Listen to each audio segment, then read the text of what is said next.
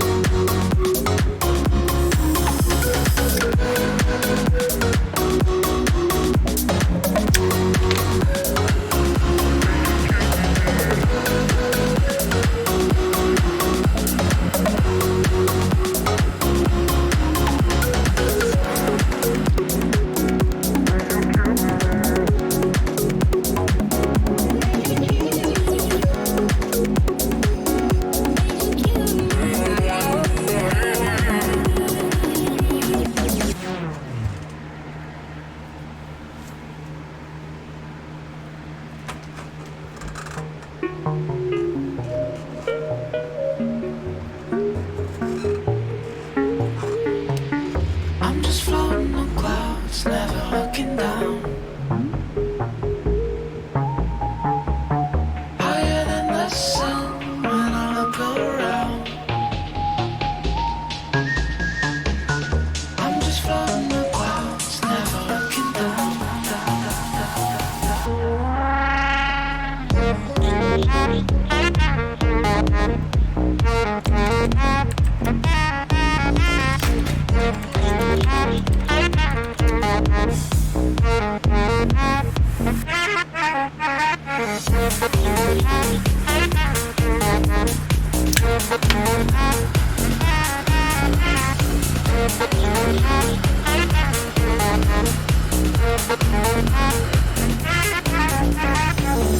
I'm just floating on clouds, never looking down. Higher than the sun when I look around. I'm just floating on clouds, never looking down.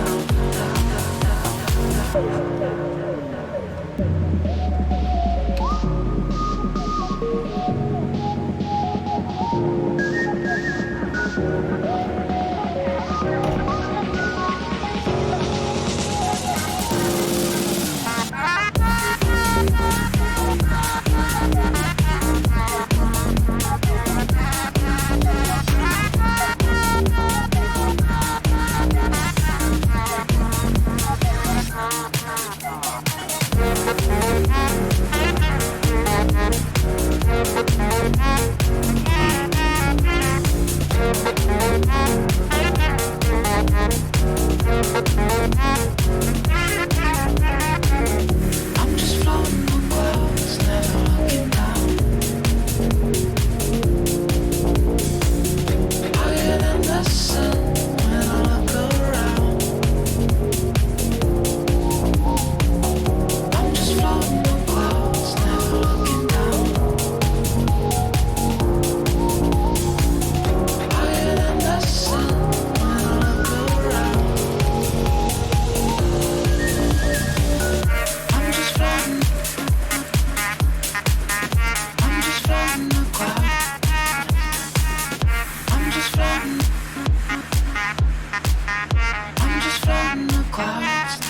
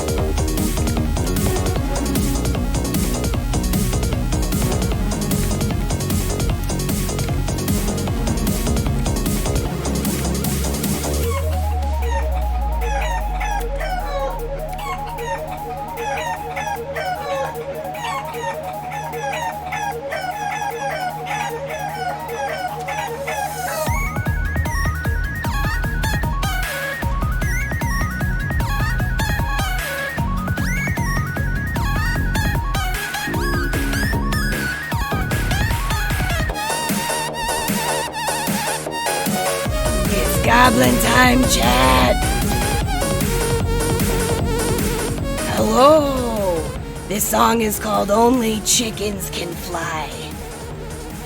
Hello, chat! I come to you this afternoon, not as Ash, like the tree, the Mana King, but tonight I am a party, the dungeon mastering goblin. We have a tale of old past coming to you tonight. A great goblin heist, what took place way up in the north. Passed down from clan to clan on how these gobbies either survived or didn't survive the winter. We have a quest for Cozies tonight, chat. Now, let us go. Oh, my music's not working. Give me a second. Yes, we want the chill vibey tunes now. Vibe tunes. Tunes to vibe to. Yee. Also look at this, chat.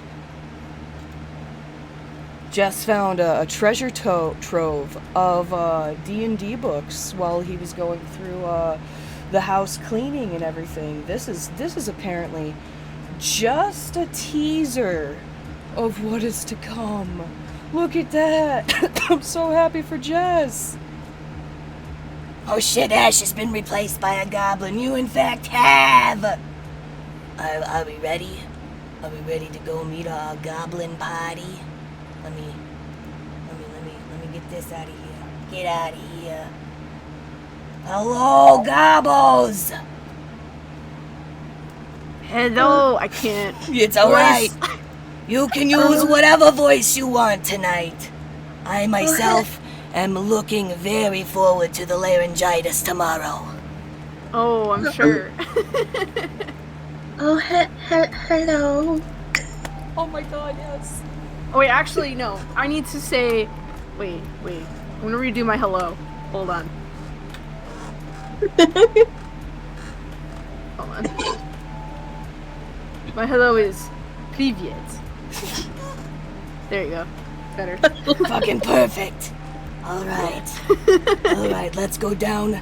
Let's go down as we traditionally do with the other party. S, can you please describe your goblin? What they look like? How they vibin'? What are we looking forward to this evening? Afternoon? Morning? Whatever time zone you happen to be. First of all, time is fake. Second of all, my name is Ass. Yeah. I've been doing this a lot longer than any of you, so you better listen to me and you better listen good, okay? You gotta get an affirmative. Okay. And you clown. What, me? 10% on board for this. Know what I'm doing, okay? I mean, Yeah. I'm pretty sure that I am as old as you, but okay. Alright. It just really, it's all what you've been. So, what does old man ass look like? Alright, listen good. I'm short, that's fine. Okay? Got short hair, it's dark, it's gray, because I've been there. Been out there, I've been stressed. So I've got gray hair, okay? Got olive skin, it's green, you know, I'm a goblin. We got dark eyes. Like a goblin. I have like a goblin, as I am one. Goblin, I'm a real goblin. I've been out there, I've done shit. I've seen things that would make you all pee your pants. Pee your little pathetic clown pants. Okay? I've seen things. I'm a ranger. Because I've been out there, I've been in the woods, I've been in the mountains, I've been in the swamps. Okay? That's all you need to know. Slava the Clownblin. Okay, oh my god. So, assume this is all in a Russian accent, 'cause I can't do a Russian accent pressure very to well. do voices. I am just a ham. Okay. But I do have a reference photo that I would put in chat. We love reference photos. So, Put it right there in game chat, and then I'll bring it up for everybody to see. so basically, I look like this. It's literally gonna be, but Doctor, but a I goblin. am. But Doctor, I am. And also without the big snowball, obviously. I am Pagliacci. We've got a raid! Thank you so much, Hansen's robot. Oh, look at that! Robot! You are just Whoa. in time. We are just getting started. I was gonna Nice. raid Whoa, you, robot. to be honest. Who are you? Is this Goblin Bernie? So we have Goblin Bernie the Ranger, and we have Told you my name is Ass. a very sad Clownblin. Yeah. I have on.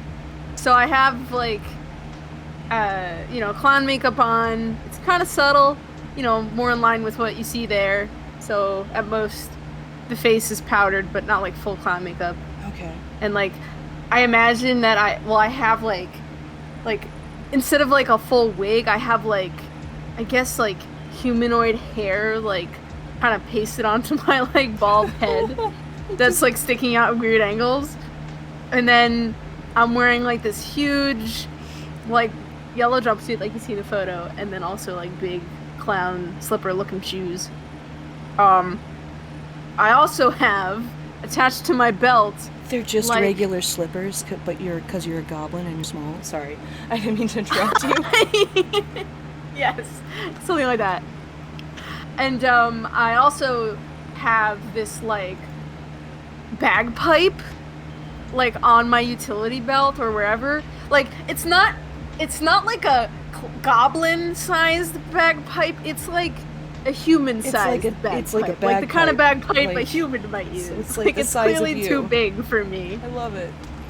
That was so scary. Yeah, so that's what. Also, I am in my like mid-50s, or whatever the equivalent of that would be for a goblin. So I'm pretty seasoned.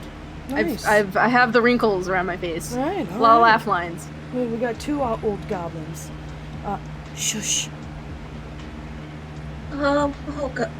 Okay. I'm shush.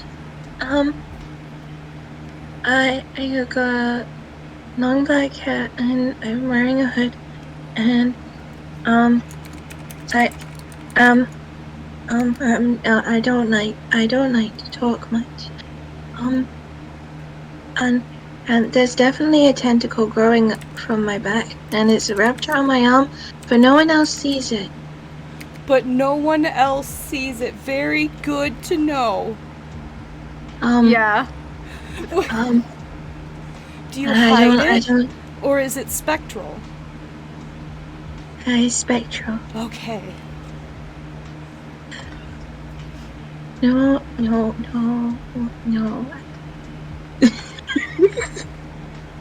That's just an accurate representation. Fucking beautiful. Is there anything else the Quiet One would like to add? I guess I'm good at doing things with my mind. I don't like. I talk to people with my mind, and sometimes it hurts them. That's beautiful.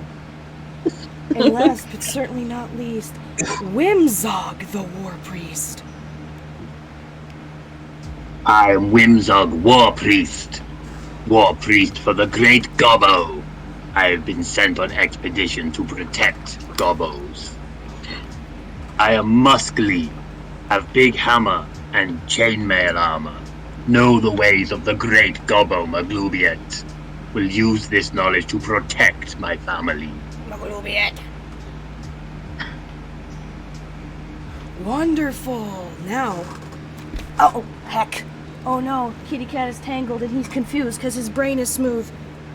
Oh no. Oh, I got him. Okay, we're good. We're good. Hold Save on. the kid. Oh. Save my ear. Goblin, just Screw like that cat. He's fine. He's a brat. Let me set the scene for everybody now, alright? It has been 2 days since the big blustery storm has started coming in. The snowsies came up way past your toesies. Everything is so cold and shivery. The big boss, a bugbear who has taken your tribe under his wing, and Granny, an older goblin, much like some of you in the party, but considered to be the oldest and wisest amongst you. Granny is a title, not a name. Any elder goblin can become a granny. Granny and the big boss, they went out to go get cozies for the wintertime, right? You've got some firewoodsies to keep the fires going, but no cozies. All of your fingies and toesies is gonna be so cold over the winter. Nothing to snuggles, no stuffies, no chocolate for hot cocoa. None of those things that gobbos really like when it gets coldsies out, you see? 2 days pass, and into the night, you hear "Gah!" at the cave mouth of your little tribe. It is, you see, the big boss carrying Granny back through the snow, dragging Granny through the snow. Granny's not awake, but you can see their chest moving.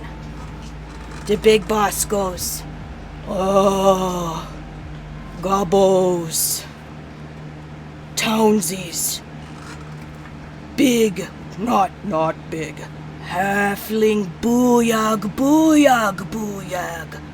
New big boss was coming. Hurtsies, ouchies, hurtsies Granny's feelings. Use our only hope. Gobbos need sneak-in townsies. Make sure you find the cozies. Find all the cozies.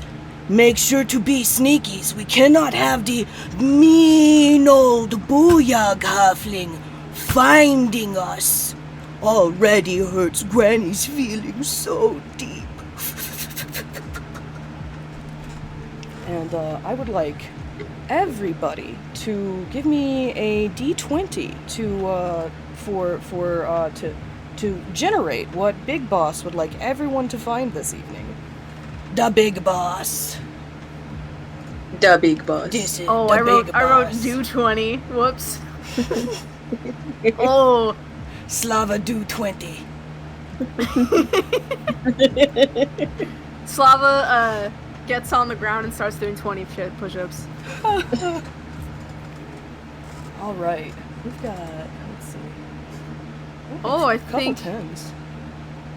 Interesting. All right, so first, the big boss brings you all around a semicircle by your piddly little fire, and looks at each of you and goes, "We need all of you brings these 2 blankets, 4 pillows, chocolate, and a new stuffy for the big boss and for Granny's hurts feelings. Also," and he'll point to each of you. First, he goes to who rolled first? Shush. Shush needs to find the big boss a big bean bag. That would make Granny's hurts feelings feel much better. Oh gosh, I'll do my best. Ass has been entrusted to find a musical instrument. Any kind of musical instrument.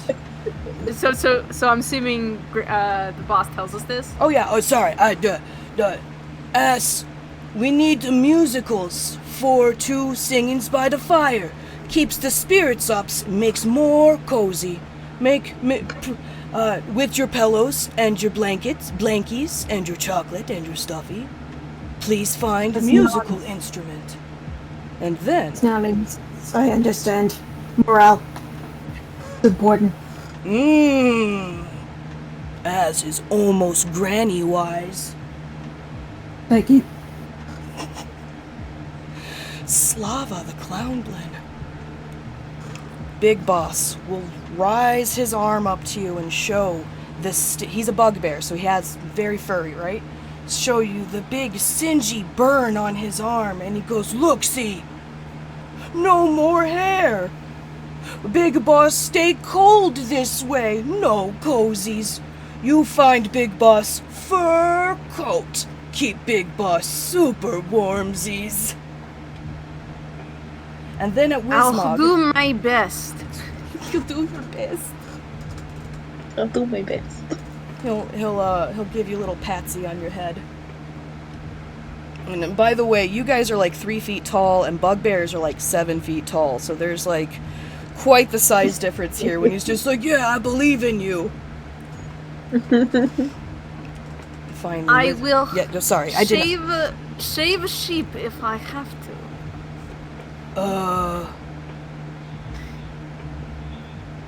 That's a big brain move.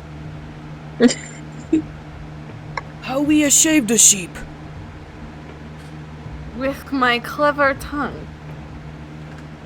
Tonguesies is wet, not sharp. Oh, and he'll kind of scratch his head like it hurts a little bit. How is Tonguesy sharp when Tonguesy's am wet? I'm gonna shake my head. I'm gonna be like, "Listen, clown. This is no time for jokes. This is serious business. It's cold. We need the cozies, and we need them now." Cozies and hot cocoa to wake Granny.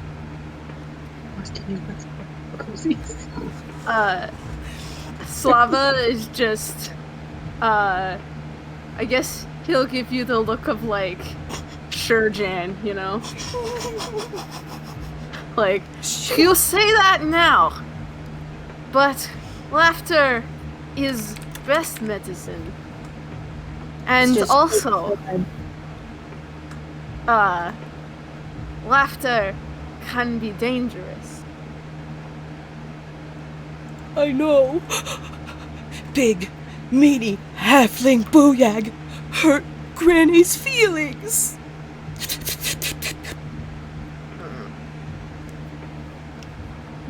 Slava wise Gobby as well. Whole tribe might be Granny one day. Wismog, he'll finally look to you. First, what he does is he's looking at Slava as they're having this conversation. Sorry, I need to do goblin voice. You see, a thought pass over Big Boss's expression as he looks at Slava's bagpipe, and then looks back at good old buddy Ass there, right? And then his eyes go wide, and he looks at you. His big old meaty hands come right over your tiny little shoulders. It's like he's got 13 knuckles, because his hands are so big, right?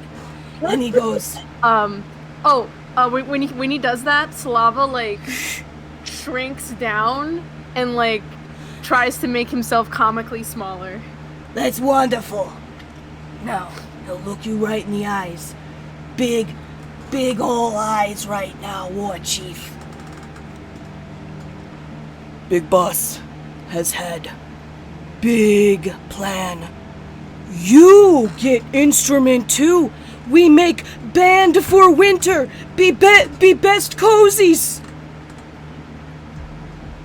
We will write great song to the great Gobbo. Maglubiet! And all of the little Maglubiet! goblins around the fire will chant, Maglubiet! Whimsog gets a quarterstaff and basically just starts like banging it on the floor and chanting, "Maglubiet, great Gobbo!" He will bang with you just a little bit, and then go to that arm that was singed, and all of his fursies are gone, and that's why he needs a fur coat. Like it hurt, and he'll go, "Ooh, please, Gobbos, go, hurry."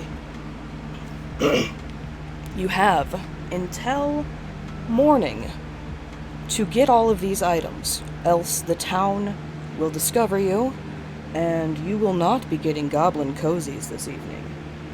In translation for the this one shot, you have 2.5 real world hours to complete your tasks, or the sun will rise and the gobbos will get caught.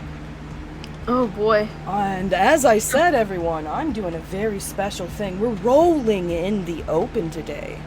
This first roll is going to determine what kind of weather we have as you exit the cave. Oh no!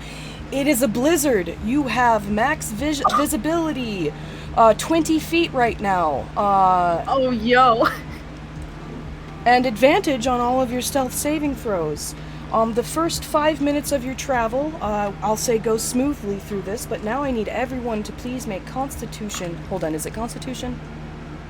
Yes, Constitution saving throws for extreme cold. Okay. Boo. Move. Is it? Yeah. Keep Oh, doubting nice. myself. Oh. Wizmog got the roll. Wizmog got skill. I'm really sorry, guys. Hold on, I'm being called. That's okay. Give me 1 second. Don't Okay. don't put a space in it next time, Genesis. But you got an 18. Okay, wait. also, It'll be quick, I promise. Hold on. Here, let me show Just- you how to. I have a natural explorer and I have mountains. That so have proficiency bonus is doubled for proficient skills when I make certain checks. Difficult terrain doesn't slow our group's travel, and we can't become lost except by magical means. I'm alert to danger even when we're engaged. Move stealthily at a normal pace while alone. Find twice as much food, and Okay, wonderful. just Yeah, feature so reference. no, that's good. Thank you for bringing that up. So because of your ranger here, we'll say that you're not moving through difficult terrain, but because it is a blizzard, the visibility will still be down. Other than that, and you guys can't get lost. I was gonna start making everybody make survival checks here out in the snow. Ha. So yeah, you're gonna be able to once Slava gets back. We're gonna pause right here just to make sure, because Alright, I'm returned. Sorry about that. beautiful. Unfortunately, shush, and Slava did not make their saves. It is extremely cold, chilling your poor gobby bones. Please take 1 level of exhaustion. I have no idea what this does. Oh, you now have disadvantage on all of your skill checks. Oh, yay. Oh, no. I think there's a way for me to indicate that on the character sheet. I will Weird. say, because there's no way for you to be able to tell on the meta unless I tell you as a DM, if you spend 10 real-world minutes inside of a building, you will lose 1 level of exhaustion each 10 minutes you stay. Just throwing that out there. Although, Okay, that's 10 good to minutes know. inside a building that you could be somewhere else looking for cozies. So, as you approach the village of Little Humbletown, hold on, I gotta bring my encounter back up. I should have made sure everything was bright enough for me to see when I decided to wear my sunglasses today. Oh, heck, no, we're gonna retcon! I forgot something! Granny has a bag of holding where Granny keeps all of the tribe's most treasured and valued possessions. Please, each of you roll a d12, as you were allowed to pick a Granny Gubbin from her bag of holding, which should help you on your journey. I also had a question. Yes. The big boss told each of us to find a certain thing. I just can't remember what Wizmog's was. I don't think you said. Wizmog and Ass are both finding musical instruments. They must be different musical instruments and cannot can also not be bagpipes because Slava already has some. Alright, so Wizmog and Ass both pulled the Vermin Loincloth. This loincloth has 3 uses. You can use an action while holding this to summon your choice of a bat, frog, or rat. It magically appears from the loincloth as is a normal animal not under your control, it disappears after 1 hour. So it is friendly to you, but not under your control. For the two of you, Slava got nap dust, 1 use. As an action, you can throw this dust in a 15-foot cone, and you and creatures in the cone must succeed a DC 12 Constitution saving throw, or fall asleep for 10 minutes, or until awoken as an action. That's better what's than the dust sleep. called again? It's nap Sorry? dust. Nap dust. That's just straight up kind of better than sleep in its own way. And then finally... So sorry, but that was someone, a bat, a rat, and... Or a frog. Okay, thank you. And it's a cone for the... 15-foot cone, yeah, and a 12, DC 12 Constitution save. Okay. 10 whole minutes, wow. And then, shush, got 1 use of goblin medicine. As an action, you can drink this thick potion, then slap a dead goblin to cast the revivify spell on that goblin. You have a revivify. Yeah! There we go. I am sorry that I forgot that. Big Boss went over to Granny right before you left and let you pick out of the granny bag to get your gubbins. I will say that Slava and Shush do still have their level of exhaustion, though. I'm sorry. Damn it. Yep, I know. Heck. All right. You approach the town. It is lit for the most part. It's like late at night, almost early in the morning. We'll say it's between 2:30 in the morning and the creeping later bits to almost 4 kind of thing, since we're on such a tight schedule here. There is a stable, a general store, a tavern, and about 12 houses all around here randomly. I don't have a map set up. It doesn't really need a map. I'll let you discuss amongst yourselves where you would like to go now that you are here at the threshold of the town. And with the blizzard that it is, I'll say that you do not have to make a stealth check right now as you enter town, because nobody is expecting a goblin hit twice in one night, especially in a blizzard like this. Yeah. So aside from the tavern, what else were the other a stable, There was and a general store, and 12 houses. Okay. The other things were a musical instrument, fur coat, and a beanbag chair. And then we also had the blankets and pillows. And then the hot chocolate. Just a big beanbag. It's not necessarily a beanbag chair, but a beanbag chair would suffice. It is a big beanbag. There you go. Okay. So, Slava will say, the store should have chocolate. May have many things. Oh, one more thing. All of you have sharp goblin claws that you're able to use as thieves' tools and have proficiency with it for picking locks. I forgot to add that. Oh, handy. Get it? Handy? Because they're on their hands? They're handy.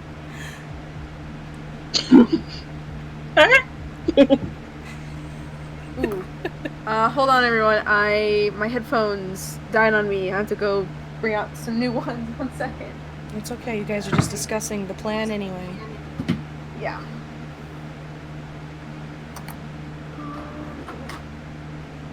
So, let's see.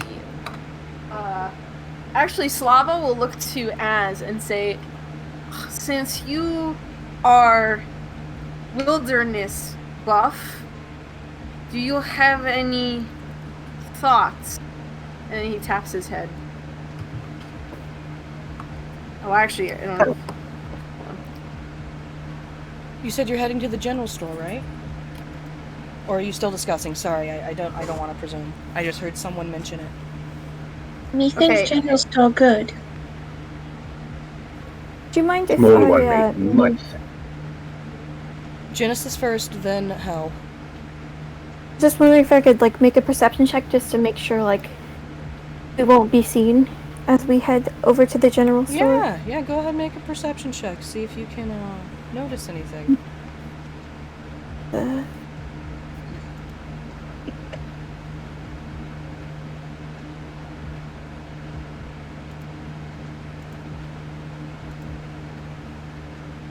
Oh no. It's a blizzard.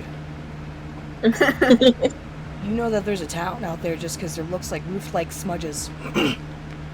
Well, there's no time like the present. And now, what was Hell going to say? Sorry. Whimsog was just saying the small one makes sense. We should go to the general store. Just agreeing.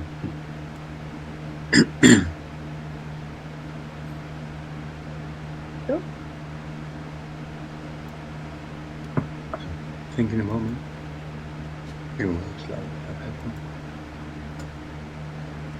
That is where you've decided to go?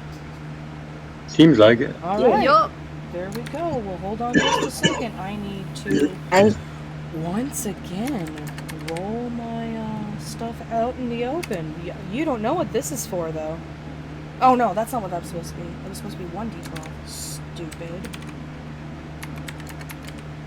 Ha ha ha ha. Okay.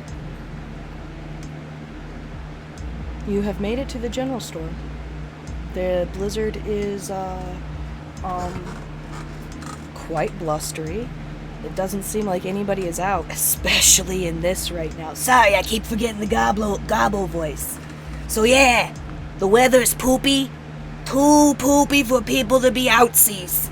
The door's locked though.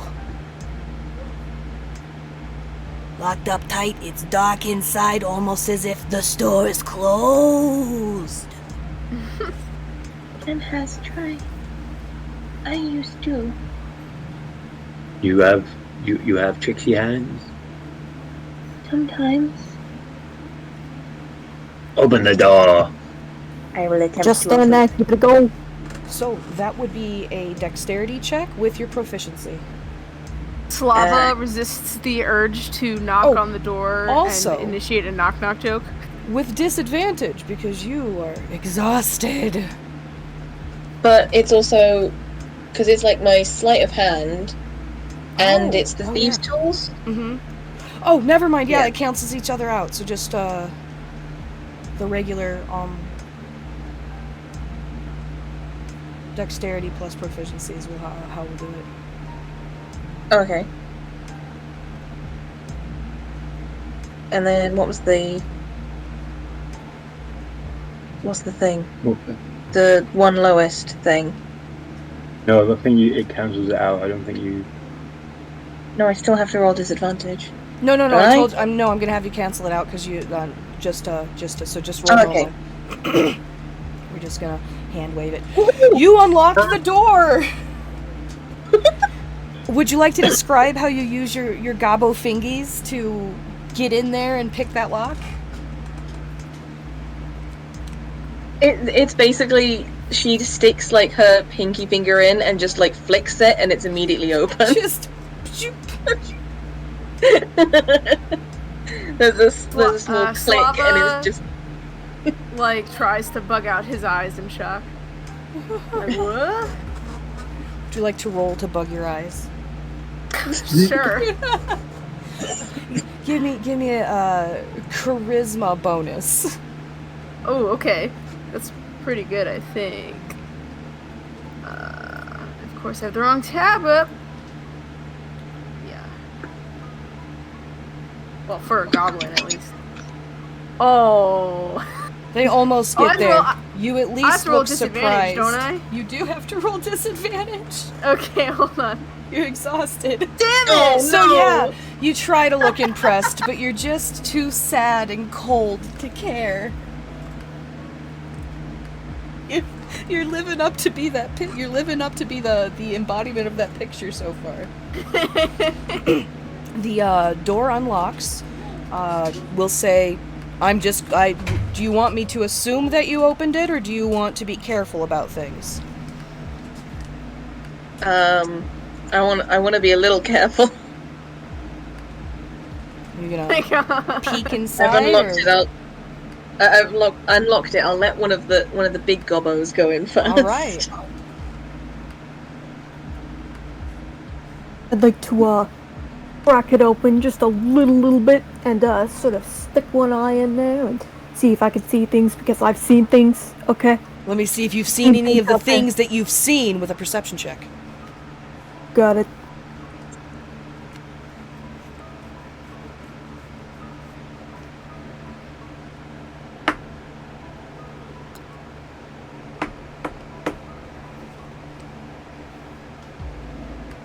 We forgot the exclamation point.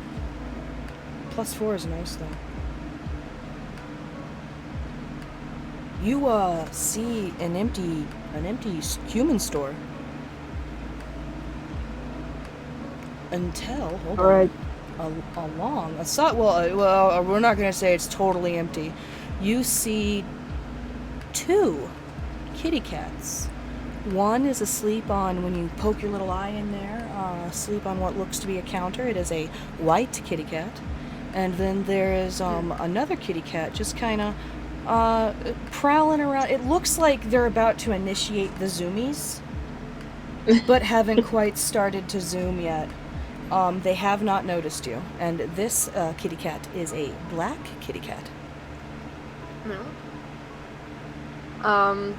Lava will reach into his bag and take out one of the bouncy balls he has and says, "Just in case, cats may play with ball.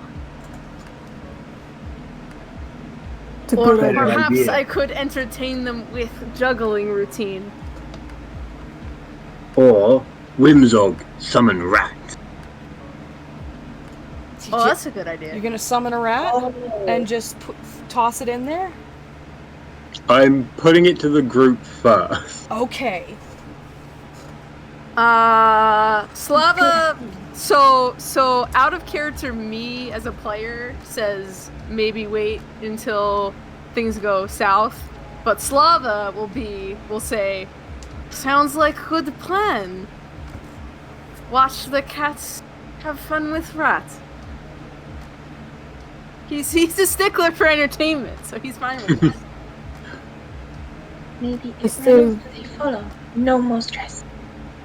Quiet one makes sense.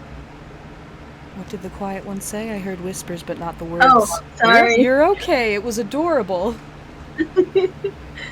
Maybe it run off. They follow. No stress.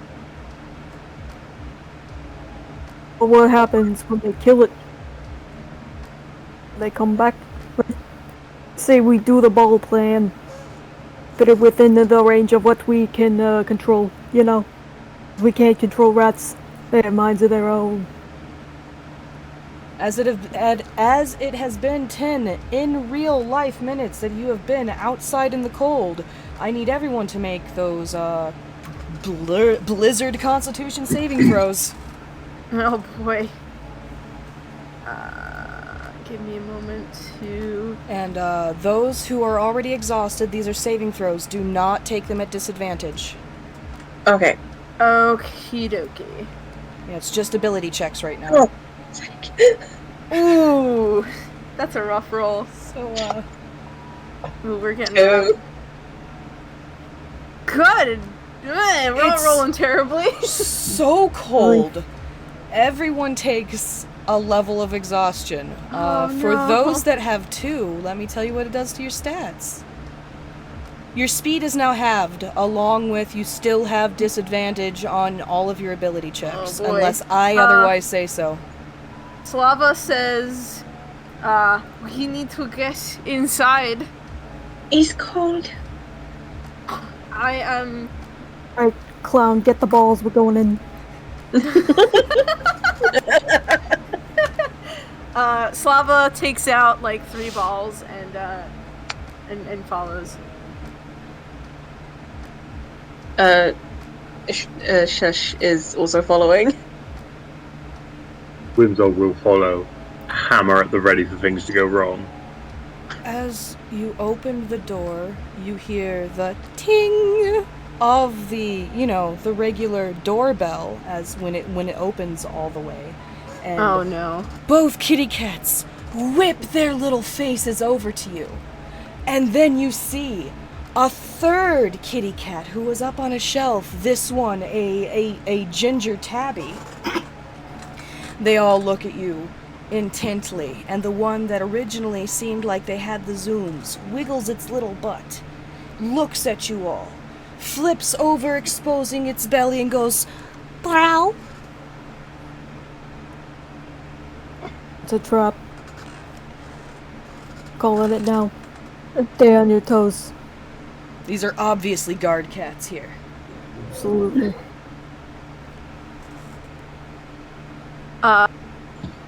Slava will cast Mage Hand, and then with the Mage Hand, scratch the cat's belly. It was totally a trap! As soon as you go down to give that belly a scratch, the kitty cat gives a coo, it goes and then clamps down as if it were a bear trap and begins to do that kitty cat kick thing with its back legs while it takes its fingers and attempts to eatsies on the fingies of the mage hand. Tail a whip. Amazing. So does the mage hand take damage from that? It doesn't appear to. Oh, okay. Although it was definitely a trap. Cool. Can I start looking around for the stuff? Yeah, give me a perception check with disadvantage, because you're so cold. Oh, I am freezing. Slava so will cold. also help with that.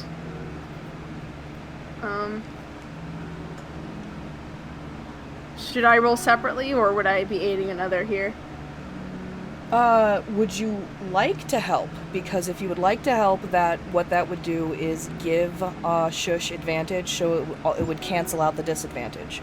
If you would like to make your own checks, you'll both be making your disadvantage rolls. I will aid to cancel out the disadvantage. Yeah, lovely. Yeah, If we're gonna do that, you might want to do the main one because I've got a -1. Ooh. Yeah, okay, that makes sense. I have what do I have to? Perception. I have a plus... Oh, I have a +1. So a little better, but not the best. I have a +4, but I've been rolling horribly. Dinkleberg! Also, I'd like to cast guidance on Dove, I guess, because she's making the roll. That means she can roll a d4 and add that to whatever she gets. Nice. Hey, nice. Okay. So Cajun here's showing up knowing how to play their class. You're fucking amazing. It's a Alright, solo so I'm gonna... Oh, that's not a good roll. Well, we can add What the were you d4. saying? What were you saying, Genesis? just that I like that spell. It's a good spell. It's a good spell. Let me add that d4 to that. Oh my god, that's a total of 4. So we have, Oh wait, she didn't do the So- she didn't do advantage. Shush. Yeah, that's, get out of here. The help action cancels out the advantage, so she would just do a regular roll because you're helping, and then you would not make a roll unless you would also like No. to search on your own. I misunderstood. I'm sorry. Oh, okay. You're okay. I just want to make sure that we're all on the same page. No worries. So that brings you to a total of, looks like 10. Let's see what a 10 yields you all. Unless I'm wrong and you can correct me.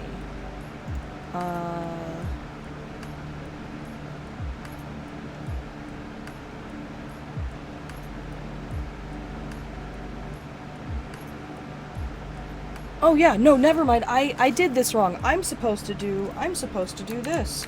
I'm sorry. I was looking at a different part of the encounter because it looked like I apologize.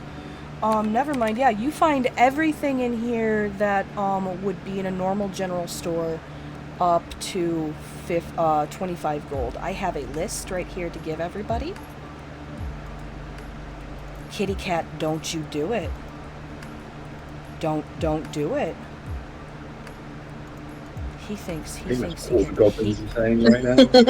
Don't you do it, kitty cat. Right? Yeah, all the goblins are like, kitty cat. No. I don't know about this. Alright, so this little website here, just in the adventuring gear area, anything up to and below 25 gold you find here in this store. You also find a large wooden snow sled that looks like it could carry about 4 goblins and some cozies. Oh. In a way that you could rest and then probably push it down a hill to get places. Push it around. Now hold on, let me see what else you find here in the store. Oh, there are no special cozies here. None of the special, no musical instruments that you think Big Boss would like. There is no fur coat, nor is there any bean bags.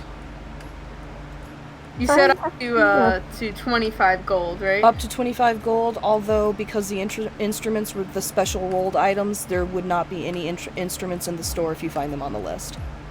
Gotcha. If I have to use the bathroom, will that count against our time? No. We can pause right now.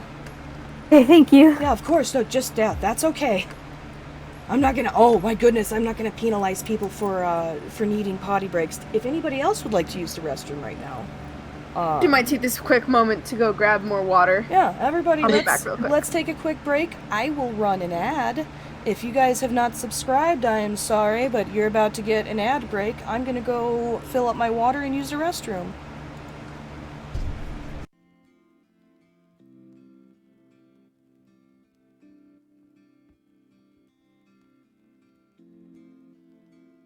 It's just us. Oh no.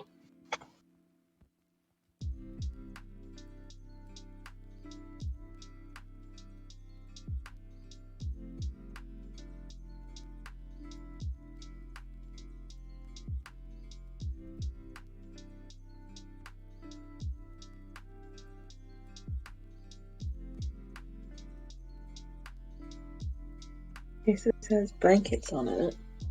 It doesn't have pillows, chocolate, or stuffy. But that makes sense.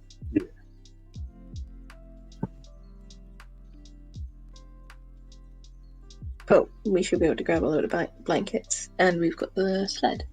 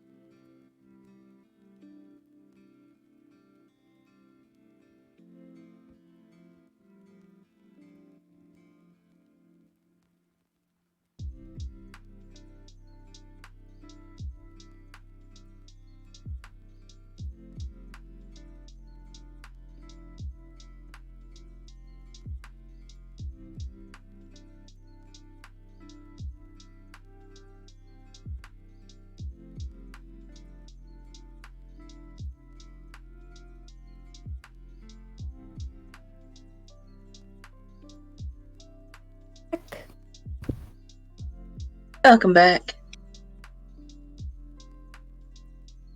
Goth fanboy gang, rise up! Alright, I have returned with water in hand. Welcome back. Welcome. We're waiting Thank for you. Planet King. Gotcha. Bitch, rise up. Rise the fuck up. Nice. Aggressive wholesome.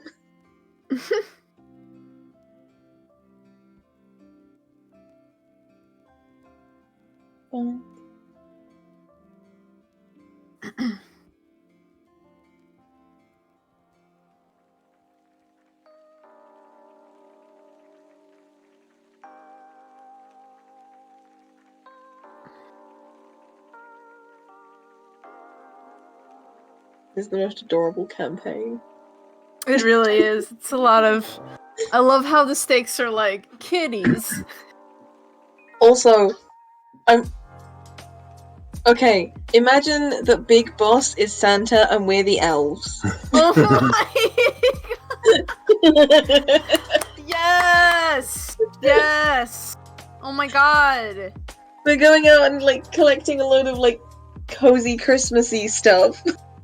I love it. Here's the thing, I was looking through the list. They've got things like costume clothes, fine clothes, and traveller's clothes. Do you reckon that'll include a fur coat? Oh, it might. He said specifically that it didn't have your special item in it. Hold on just a second, everybody. I'm just getting my costume back on. Okay. We're holding on. Hold on. Slava grips the nearest, like, rod-shaped object to hold on. Alright. Anyway, let's get back to our game. So we have this cat currently munching on the mage hand. It was obviously a trap. Yeah. And you're all looting this store that has everything in a on the adventuring gear list up to 25 gold, except the special items that the big boss asked for. So you find you find pillows. Actually, everybody, give me a D4 to see how many pillows you each find. Sure. Forgetting to put the exclamation mark. Oh, Slava found two fours. Nice. 4 pillows. Oh, 2 4s, yeah. 3, yeah, oh my goodness.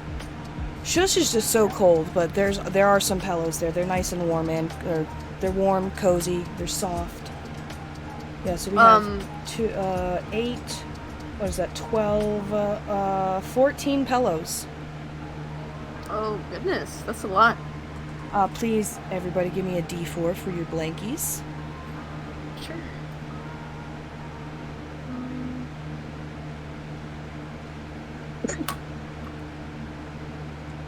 Which one is which? Doesn't matter, we have 9 blankies. That's my bracket for the 9 total. Everybody give me a D6.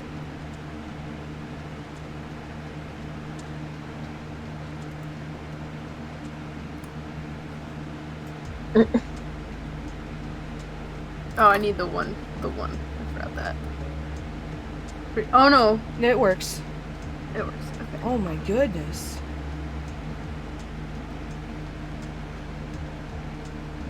We have 13 bars of chocolate.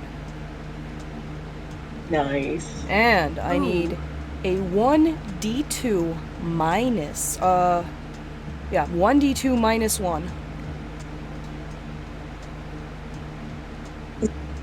Ooh. Doesn't look like we have any stuffies so far. No stuffies in this shop! No stuffies in this shop! No! No stuffies, no fur coat, no beanbag, no instruments. But this is a pretty nice haul. And those monsters are definitely distracted by that mage hand right now. Meow. So Slava's like, let us see if we can find anything else. Is the store attached to, like, a house? No, this just seems to be a store. You can assume that there was a trail that led from the store to one of the houses. Like maybe the owner might live there, or at least the person who lives there works here. Mm.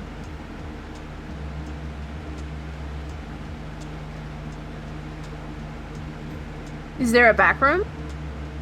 Yeah. Like behind? Oh, okay. It is locked. Let me go check that lock DC again. Okay. Slava will attempt to unlock it. Okay, so you have. Just give me a D20 plus your dexterity modifier plus your proficiency.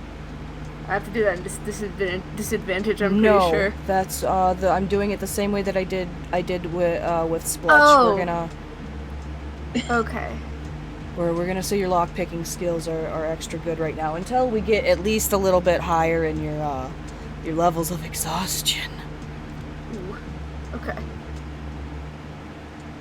You're also very, very close to losing that first level of nice. exhaustion. I also give her that One of your fingernails breaks. You lose. Oh no! You lose one of your lock picks. You now have 9 fingies that you can use to pick your locks with. Sorry, Slava, what was... like, hold on just a second. What was Az saying? Az was gonna try and cast guidance again. Oh yeah, add a d4 to that, please. Oh sure. Just gonna. I And- can. I and- will. I don't think a d4... Actually, no, let's not waste it, because the d4 wouldn't have broken that 18. So Okay. I don't so want you... I you'll don't let want... me keep that. Yeah, we'll keep Or- it. We'll keep the guidance, and you don't have to waste that. I'm sorry. Oh, it's no problem. Yeah, I don't Thank want you. you. I don't like. There's no. Unless you are obviously walking into a setup and you're just wasting your spell slots or something, or you're just wasting things. I don't want you guys to like waste your rolls. That's not nice. That's mean. Yeah. So the door remains locked. This one's maybe it's a little rusty. Maybe it's a little trickier than the first one. I want to mention also that like before Slava like unlocked headlong the door, he made like a show of like prepping his fingers like in kind of a comical way, and then when he broke it, he starts like holding it and like jumping up and down like ow. Can Shush have a go? Yeah, Shush can give a go at dexterity plus proficiency. And anybody else who has not made a check on this lock can also have a go. And if Shush doesn't break it, Shush does not break it. I got a 16. Yeah, we're looking for 18. What again? Like to. Guidance. Is guidance does it have a spell slot or is it a cantrip? Oh, it's a cantrip. I thought it was a level 1 for some reason. Fucking beautiful. Never mind. Gimme. Yeah. So Shush gets it. Should we just assume, unless you're in initiative, you're just going to cast guidance on everyone who can have it? Absolutely yes. This is the question, though. Are you all willing? Yes. Are your Slava. bodies able? Not really. Hold on just a second. I want to touch base with Hell. Hell's been quiet for a little bit. How's Wimzog doing? Wimzog. Wimzog is kind of nosing along the shelves and is just seeing if there's anything else that might be useful for sort of the immediate moment. So he's kind of just perusing the shelves while it's quiet, basically. Nothing. I mean, anything. You can take anything on that list that you want. Like, it's a general store. There's like up to 25 gold. If you just want to grab stuff, if there's anything you think just looks nice to you, you being goblin-y. It does not look like there is like a store box or a lock box or anything, almost as if the owner, it might be in the back room, or the owner might take it home. Anything else? That chocolate looks really tasty, and you have more than enough than what Big Boss is looking for. And I don't think there's anything else to add. Might grab a hunting trap just in case we get in a sticky situation. Yeah, go right ahead. You pick up a hunting trap. Not quite time yet. Okay. So, Shush, you pop this lock open. The back room looks like it's full of, like, grain sacks and barrels of things, boxes with stuff. There's some stuff on the shelf. Kind of a little shelving unit where it looks like there might be some ledger books kept, but not much else. You'd have to look through the boxes to find anything. But like I said, there's just going to be the regular general store stuff, unless you really want to go peering through there and see if there's anything special. Right. I'll move back and allow the others to go in and have a look as well. Yeah, go right ahead if you'd like to. A basic look around. I'm trying to resist myself from playing him too smart because he doesn't have a good intelligence stat, but sometimes it's hard for me. There's now been another 10 in real life minutes. Everyone loses 1 level of exhaustion as you've been inside the building, warm and cozy, long enough for some of that chill to get out of your bones. Nice. I actually need to check something too. Let me give my perception roll. Which was... You're gonna start looking through boxes? Well, just a very cursory look. Yeah. I don't think he's going to be...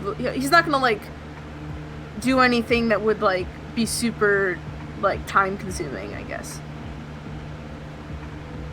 Yeah, okay. Thatcher's perception check. Yeah, you find some more chocolate in the back.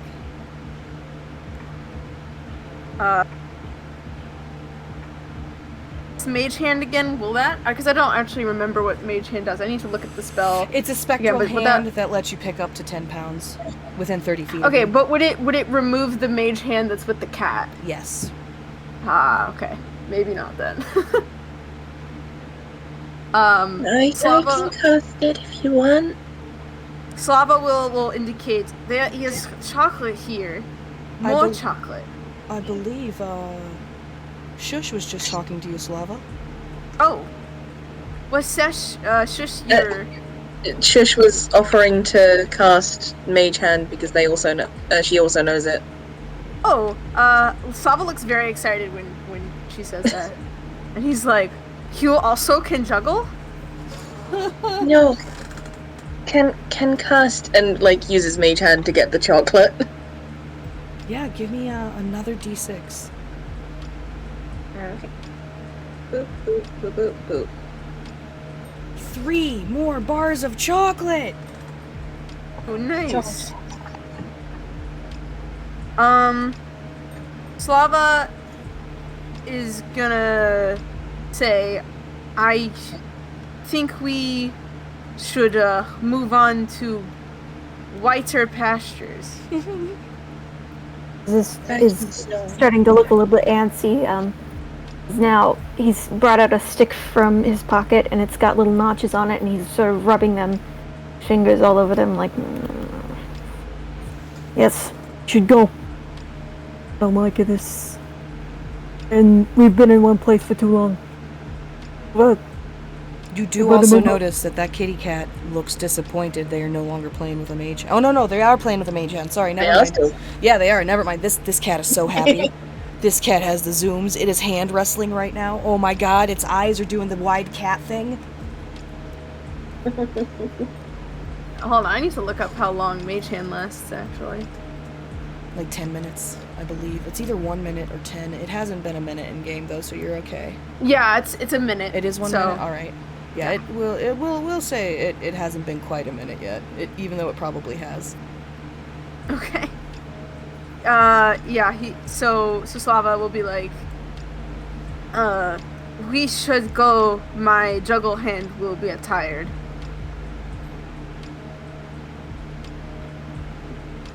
Yeah, we should go. Do everything we can here. As you all step outside, I need everybody to give me a group stealth check. Oh boy. At disadvantage for the 2 gobos who still have their 1 level of exhaustion. Mm-hmm. How do I do the disadvantage? You go 2d20 KL1. KL1, okay. Keep lower 1. Oh. What? I think How? the key blower 1 should be paired with the D20. I think it's like plus. Oh. No, then no, the no, no. Here, modifier. I'll show you. I'll show you here. No, I didn't do the 2d20 one thing. Yeah. Oh. It'll be like this. Okay, so that. Oh. Yeah, you just forgot the, I'm sorry. You're okay. That's Why did it not still lose it? broken. Alright, never mind. Just give me 2 20s. I'm sorry. Just give me 2 rolls. I'm sorry. That's okay. It should be working. I'm gonna try it the other way. Hold on.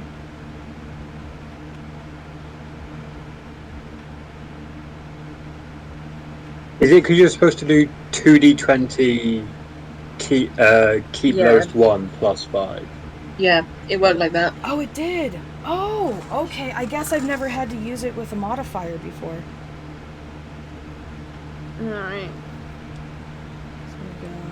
Oh wait, that's stealth, right? Yeah. Oh, hold on. That should be a 10, not an 11. I put in the wrong modifier. Okay. It should be a what? A 10. I'll type it in chat. Oh. 10 and not a 4. Yes. The final roll should be a 10. Oh, I see. Okay. I meant to put in a +3 instead of a +4. Oh, I understand now. Thank you for clarifying. So we have 10, a 10, a 14, and a 9. Alright, you all see a snowy owl flying outside as you are exiting the general store. It seems to look at you, but because it is a bird flying in a blizzard, it flies off. There's still the tavern. There is stables, and there are about a dozen houses you could go check. Maybe we could try the stables next. They might have blankets, extra blankets. We got enough blankets now, though. Do we? Yeah, I Maybe was too going short, to. Oh, sorry. Let me wait for people to finish. Thank you. I just said we're too short on blankets. Oh, awesome. Oh, are we? I Okay. need to do a thingy.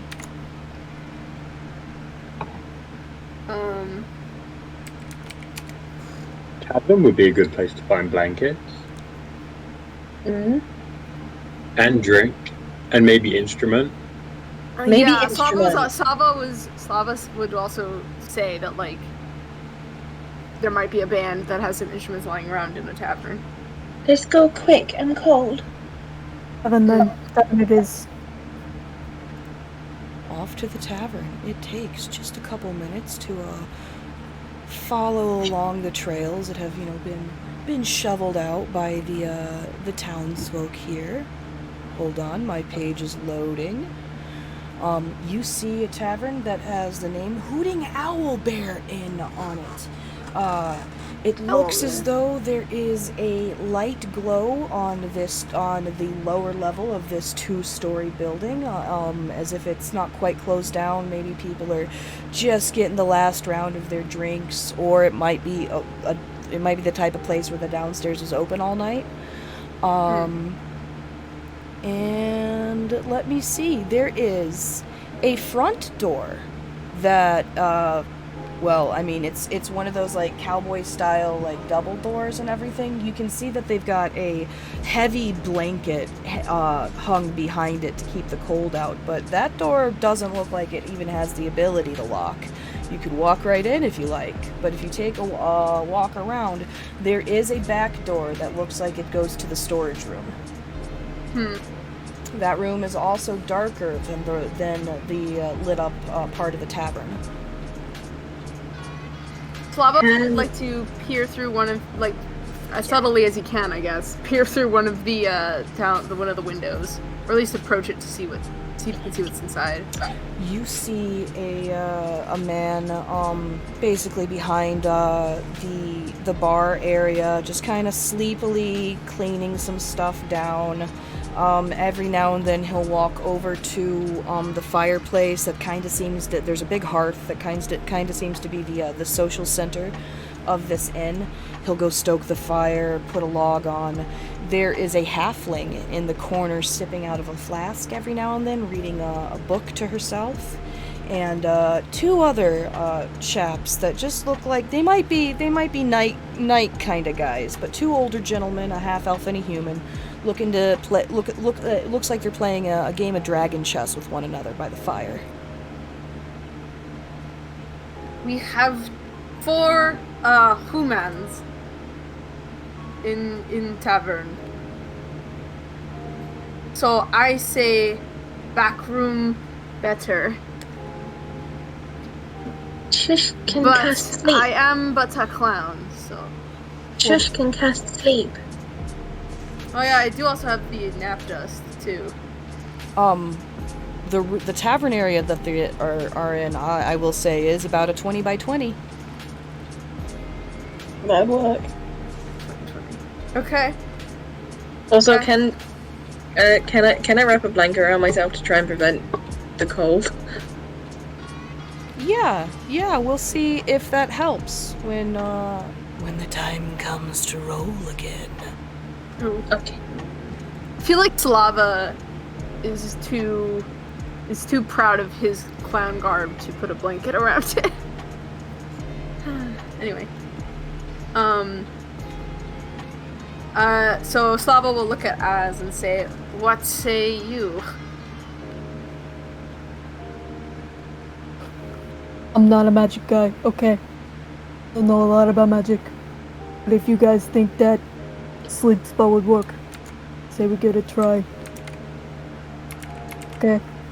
Okay. And Wimzong? The Quiet One has suggested a plan. Quiet One small, look like human child with hood and blanket. Go in front door and put everyone to sleep.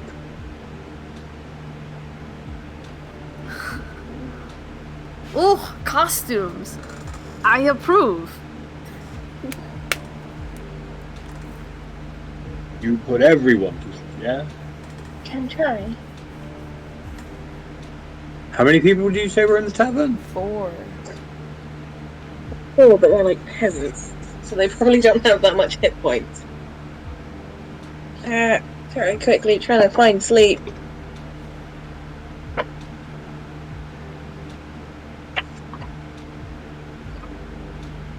Oh, actually, wait a minute. Slava, when you say disguise as human child, his eyes light up. It says, "Wait, disguise! I can disguise you, and I can cast disguise self." We on, love disguise self here. Yes. All right, so I will cast disguise self on Shush, and it should last for an hour. So. And if you want, I can try and distract them, and if they like hear anything, then I can cast sleep. Oh, okay. That sounds like a better plan. All right, so let me do that. Let me cast. So Slava will place a hand on Shush and then Shush becomes a human child. Inky. The very friends I have but one question. What Yes. happens when they wake up? Oh. Well, how long Oh, will it they lasts be like a asleep? minute.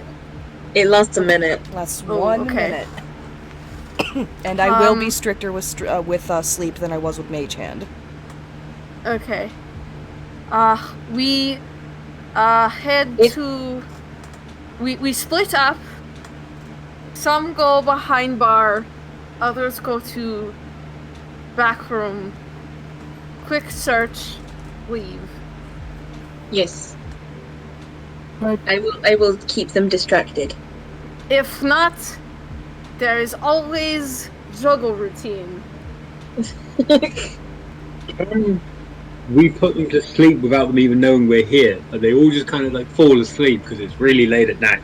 This room is 20 by 20 before it goes to the to the upstairs part, and where it looks like it's bigger, like how Waddle and Dobbs usually have like an extra footing on the top part. And then there's some room that looks like it probably maybe goes off to a toilet and the back room and the kitchen and everything. But this area that these people are in is 20 by 20. From my understanding, you have also looked in the back room's door or window and seen that there is no one back there. So I'm just being upfront with everyone here. This first floor here of the 2-story house only has 4 people in it, and you see all of them right now, to your understanding. Okay. But like, perhaps, do we want to have some go through back and some go through front? yes. Okay. Who will go through back and who will go through front? Go through the back. Whimsog calls back. Then me and child go through front. Sorry, I know you're not child. I am committing to character. It has been 10 minutes. I need everyone to make Constitution saving throws. Oh boy. Shush! You get a +2 to your disadvantage. Yay. She shush is smart. Slava not so much. Slava's too proud to try and cover up their gloriousness with a blanket. Exactly. It's also this time that you see the halfling no. take one last sip of her flask, put the lid on, put it inside her looking to be expensive wizard robes, and she starts to get up and starts heading towards that front door, the door that you're standing next to the window of. You have 1 round to prepare before we enter initiative as the halfling Booyag, the adventurer who put Granny into sleep and hurt the big boss, looks as though they're coming outside to check on their owl familiar that looked at you earlier. Oh my god. I will be distraction. Whimsog will run around a corner. Yeah, Slava will also take an action to dash behind the corner. Wait, hold on. As a goblin, I can isn't that a bonus action? Hold on. It is. Yes. So he will take a bonus action to dash. Everyone also failed their Constitution saves. I'm sorry, you all have your respective 1 and 2 levels of exhaustion back. Oh no. No. But I'm letting you move around as freely and everything as this prep round, okay? So don't worry about the mechanics until we are in initiative. Okay, yeah. So this weather's I'll take a bonus you action to guys. dash around the corner, and then I don't know what he's gonna prepare in the meantime. Maybe he'll get his bagpipe ready. Oh, that might be a bad idea. Those are loud. Okay, so Whimsog is hiding around a corner. What is Az doing? If I may also run, and if I may cast Snare. You want to ready Snare for when the adventurer... I would like to ready Snare, just in case. Now, I will ask you this. Are we waiting until you see the adventurer, or until the door flap closes, so potentially other eyes will not see the snare? I'd like to wait until the door is all the way closed and no one else can see it. Now, do you have a rope ready? I have a rope on my backpack, I believe. So you're going to be preparing your snare. Okay. I'm gonna go to Shush, and then we'll come back to Slava, okay? Okay. Shush. I'm gonna go and lie in the snow wrapped in my blanket.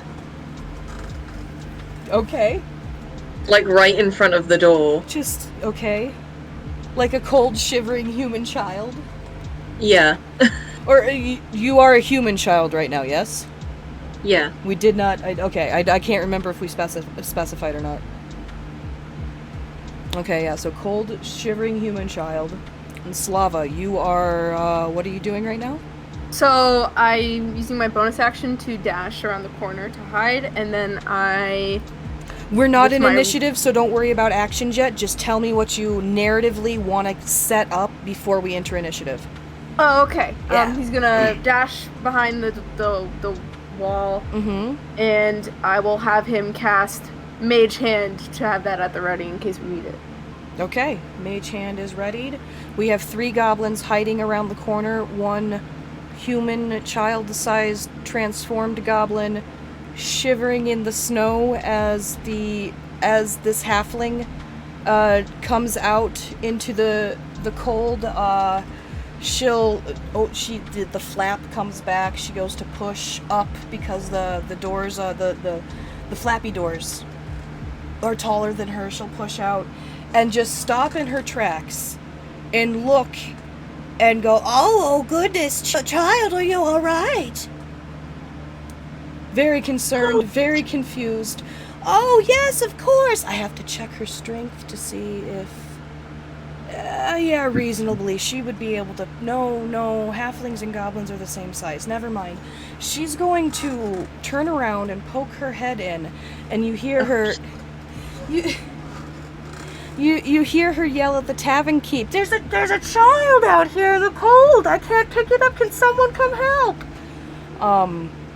There's a little bit of commotion, and a younger-ish adult male, in early 30s or so, comes out, and he looks just standing in the doorway, towering over this halfling woman in her wizard robes, looking at Shush, and just poor little thing, and he'll come up and just scoop you up, and start bringing you inside to warm you by the fire. You poor little one, your toesies must be frozen half off. Shush isn't gonna say anything. Shush is terrified. Just shaking. The fear isn't the cold, or the shaking isn't the cold. The shaking is the fear. Yeah. Look, it is so cold they can't even speak. Come here. They'll get you a little stool by the fire. You just stay right there. Get some more blankets. Hold on just a second. I don't want to fudge this. We are gonna see if it's 33%. I was looking for anything over 30. All right, this guy is gonna come, and there is a grizzly bear, a grizzly bear a taxidermy in the corner there, right? And he's gonna go over, and the motherfucking bear is wearing a bearskin fur coat. So it's a fur coat on a fur coat kind of thing. He pulls the coat off, and he's gonna bring it and drape it over your shoulders. It's probably the heaviest piece of clothing you've ever felt in your life. But you are warm, you are cozy. In fact, you're so warm you lose one of your levels of exhaustion. Yes. Oh, Thank you, humans. You poor little thing. Let me go and get you some stew. What is everyone? Hold on. Let me finish narrating this little scene. The adventurer will kind of very put off by finding a child just standing there, as if it got lost and was trying to find its way to the tavern. Will come back inside and go sit with the little one and begin to ask what happened, where'd you come from, and we'll come back to Shush in just a moment. Gobos, on your end, a booyag, a wizard, came out, discovered Shush, and called upon a big, strong, probably some kind of barbarian to scoop your friend up and take them inside, doing only Maglubiad only knows what right now.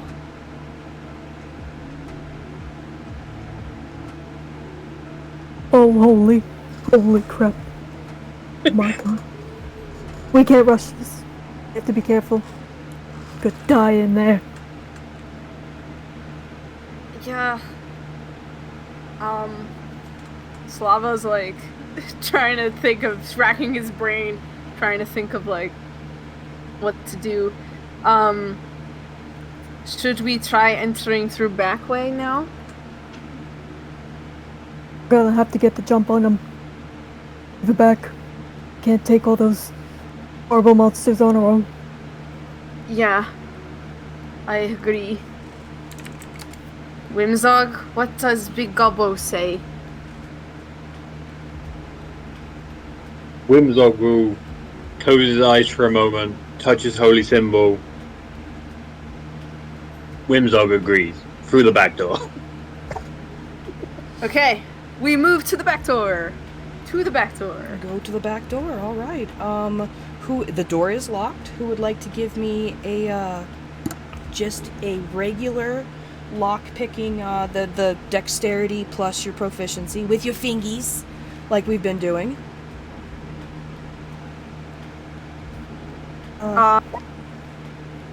I mean, I'll do it if no one else wants to. Who's gonna pick that lock? I'll try it. Hopefully I won't break another finger.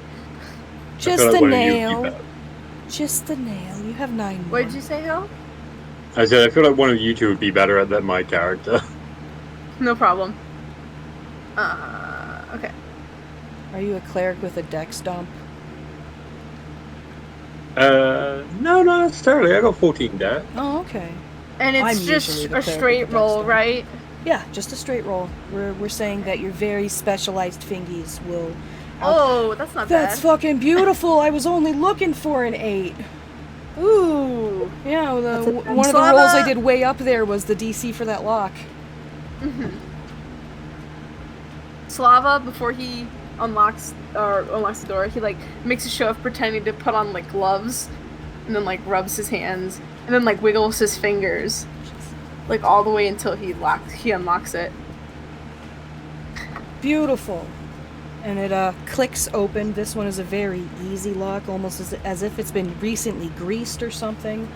The back door opens. It's empty. It's quiet. You are in the storeroom and not the kitchen, though you can see off to your side that it looks like you can see the glow and the smell of foodstuffs coming from the tavern kitchen. You do hear something moving around in that room, though. Okay. What does it sound like? Give me a perception check and we'll see what you perceive. Sure. Everybody give me a perception check.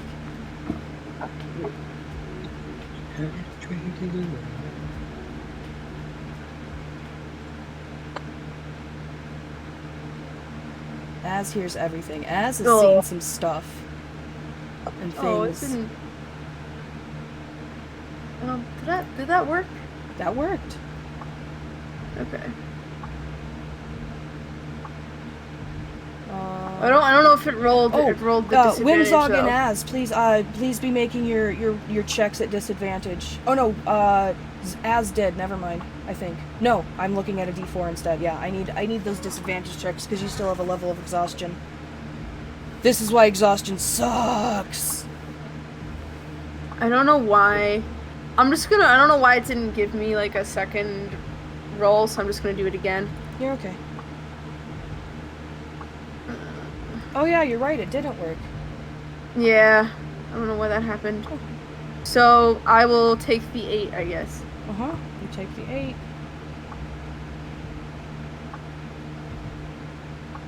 We have a 6 from Whimsog, a 13. Az is the only one who can hear it. Please give me an insight. Because you hear something, oh, we're gonna make some stew, and oh, so warm and cozy, and the fire.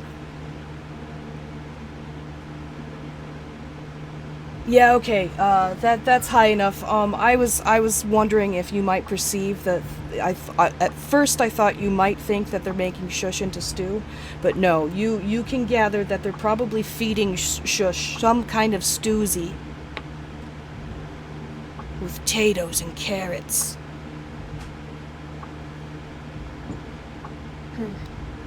Okay. To avoid dear little shushes disguised as one of their own, they have decided to be merciful. That's good to hear. Slava will look for other special item. Yes, let's look for special items. So he's gonna look around the area and try to be quiet about it. Although I imagine his big floppy Are no instruments, bean bags, or oh, actually, there is a literal sack of coffee beans and a sack of pinto beans if you were looking for a big bean bag. But there there are no instruments, nor are there what was we've got the fur coat. What was the last one? 2 instruments, a fur coat, and I think it was just the bean bag, the fur coat, and the 2 instruments were the items. It was, yes, the bean bag. So yeah, there are large bags of beans here. Slava is tempted to take one because the joke is just too good. It weighs about 10 pounds, but you're more than welcome to. There you go, Sled. So, I don't even think Slava could carry a bag that big on his own. He's not very strong. It's like a potato sack. Yeah, it's a. You could. Can you try to lift it? Your mage hand can lift 10 pounds. Oh, that's true. And you can just. I forgot about that. Okay, prop so it he up. will have the mage hand lift up the bag of. He'll take the bag of cocoa beans. Or coffee beans. Coffee beans, yeah. Yeah, he'll have them take the bag of coffee beans. It smells like a delicious light roast. What was that, ass? As will not be casting guidance to help. This is ridiculous. Have one of our own. Look, You clown. but imagine all of the comedy possibilities. Us could be dying right now, for all we know. I will have my handy friend put the bean outside, and then we go get Strush. Your handy friend. Take care of the hand thing. Okay. Yep. So yeah. So Slava will have it do just that. He'll send the mage hand. I don't know how far away the mage hand can go within 30 feet of you, so it can go outside, and you can sense the area of where it is. So you can. Sure. So he'll have the mage hand go outside and kind of just hold the sack. Yeah, you'll have to kind of stay on near the walls of the building to stay within range, but you can definitely be within rooms like that, just because it's just a wood wall. How's Whimzog doing? Whimzog's trying to work out how this room connects to the big room. Okay, so give me. Would insight cover it? Give me an investigation check, or a wisdom check with your whatever your wisdom modifier, whichever is higher, either an investigation check or a d20 with your wisdom modifier. Okay, wisdom it is. Yeah, is that still with disadvantage? Let me see. Yes, for now. Cool.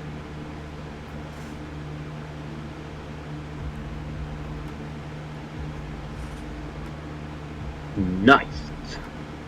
You're pretty sure that this room goes to a kitchen. You can smell the food.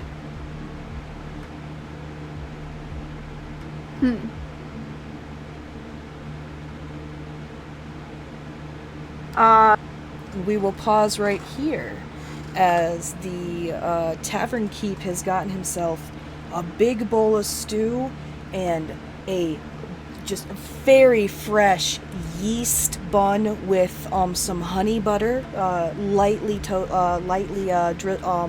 brushed on the top of it, bringing all of that out to this poor, disheveled child to sit by the fire. Oh, you poor little thing, you're here. Here, would you like some nummies? Shush, this smells so good. Shush isn't gonna say no. You're not hungry. No, isn't gonna say no. Shush Isn't is gonna- gonna okay. just, like, nod. Yeah, just hand it over. How do you eat this food? Please paint me a word picture. It probably looks like she's never used a spoon before. Just like, But, like, she's definitely trying to use it, like- but it might just end up looking like it's because she's cold. old school Beauty and the Beast Yeah. when they're having their cream of wheat. Amazing. Yeah, so that's gonna go ahead and, because of your incredible gobbo description there, you're going to lose your other level of exhaustion. Shush is no longer exhausted. It has, wait just 10 seconds. 3, 2, 1. It has been another 10 in real life minutes. The gobbos are inside. All of the other goblins lose 1 level of exhaustion. I believe Slava is the only one left being exhausted at all at level 1, correct?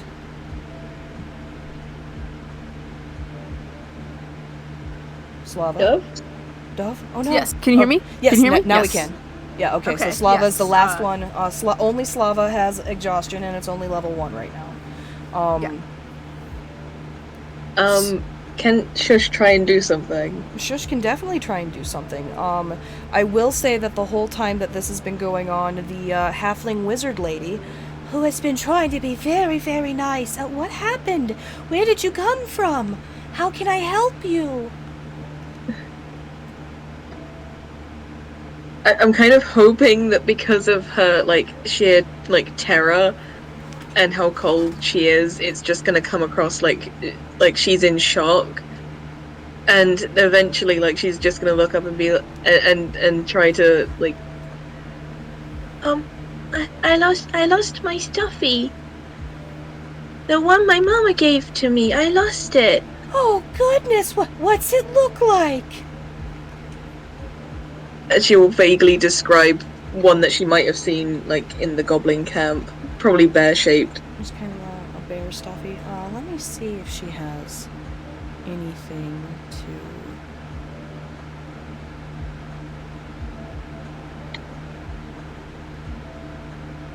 Alright, I was looking to see if this particular character was a conjurer or something. She is not.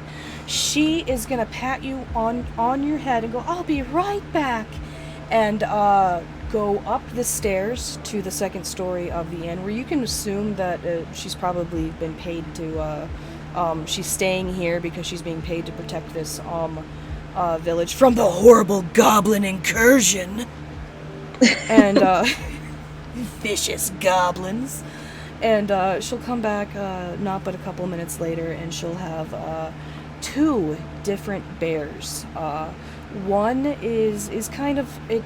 The material itself is very soft, almost like velveteen, like a velveteen rabbit, but it's like a bear.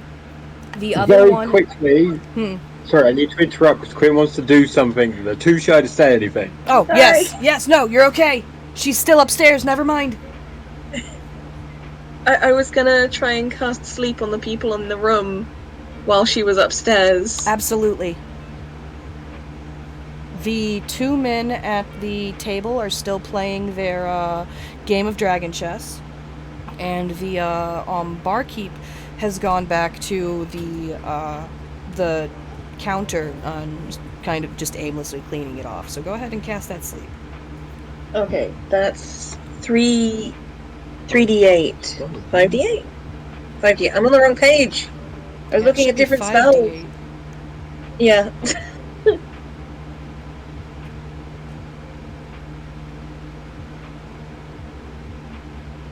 $24. Hey, so the 2 old men fall asleep right at their game, right in the middle of conversation, almost as if one is getting ready to say checkmate, and they both just nod off onto the wall, looking very, very peaceful. The barkeep will look like he's dozing a little bit, and then as he was standing, he started to sway, and his legs found him, and it shot him right back up. Hello, kitty cat. He is not asleep. As the wizard comes back downstairs. With, as I said, a little brown velveteen stuffed bear, and one that looks like it's made out of jean denim material. Also, like 2 stuffies. Yeah, 2 stuffies. Which one would you like to pick? I'll let you keep one. I happen to have 2. So you can have one and I can have one. And then they can remember that they're friends. Oh my god. Oh god. I'm about to go full war priest on this house.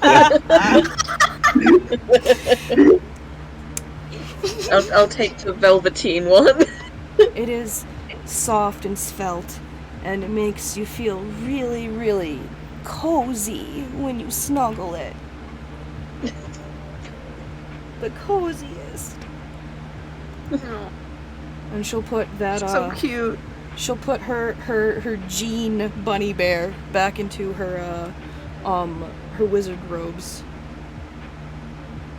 This is a full-grown wizard carrying around 2 stuffed This is a animals. full-grown woman, 100%. And then she'll take a sip. She'll pull out that flask of hers, right? And she'll go to take a sip and let you have a sniff, right? And go, this is what keeps me warm. It is not booze. You can smell it. That's hot chocolate. Oh. The promised lands.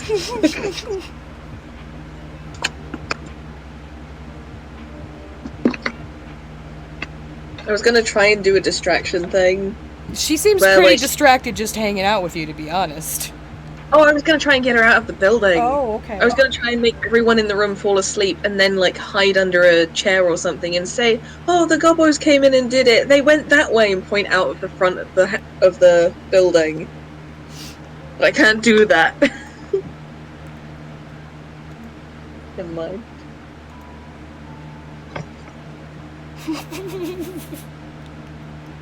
Alright, is there anything else you'd like to do or think of while this halfling? Her name is Hannah, by the way. Hannah, what is... She actually has a name. Hannah Hilltopple. Perfect. Hannah Hilltopple. She's a wizard. She's introduced herself as. There's no orphanage in this town, but if you don't know where you live, or if she wants to try and help you to get back to your parents' house, do you live somewhere in town? If not, the next town has an orphanage, and she'd be more than happy once the storm breaks to take you there to some grown-ups who will help take care of you. She'll think for a moment. You guys are gonna murder this poor sweet lady. Hopefully, Oh, poor sweet lady. He was in a cart, and I think I fell off, and I don't know where the cart's gone. Oh my goodness, you poor thing! And you've been wandering out there this whole time, she assumes.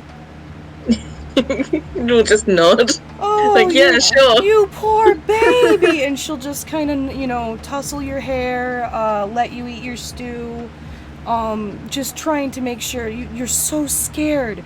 You're so timid. You're in shock. You need someone there to help calm you and soothe you and make sure that you feel safe. And she's gonna be that person. The irony! We'll go back Wait. to... Yes, wait. What if we try and like convince her that gobos are good and we just need cozies? Do you want to? I mean, not right now. have you? I'm just if that's a plan you would like to. I'll say that you are not with the rest of the party, so you're not able to discuss this right now until I open it up to table talk.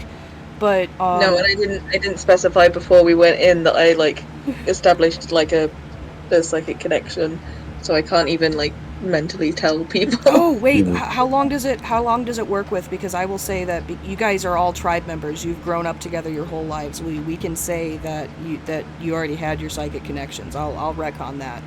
Just like if you had a familiar or something, I'll let you have your familiar too.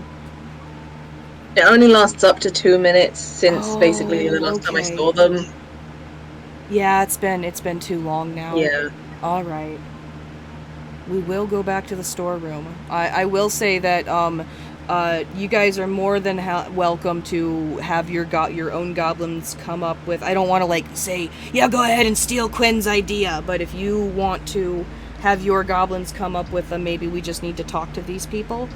You're more than welcome to try and talk to the crowd yourself. We will go back to the storeroom. The kitchen is empty.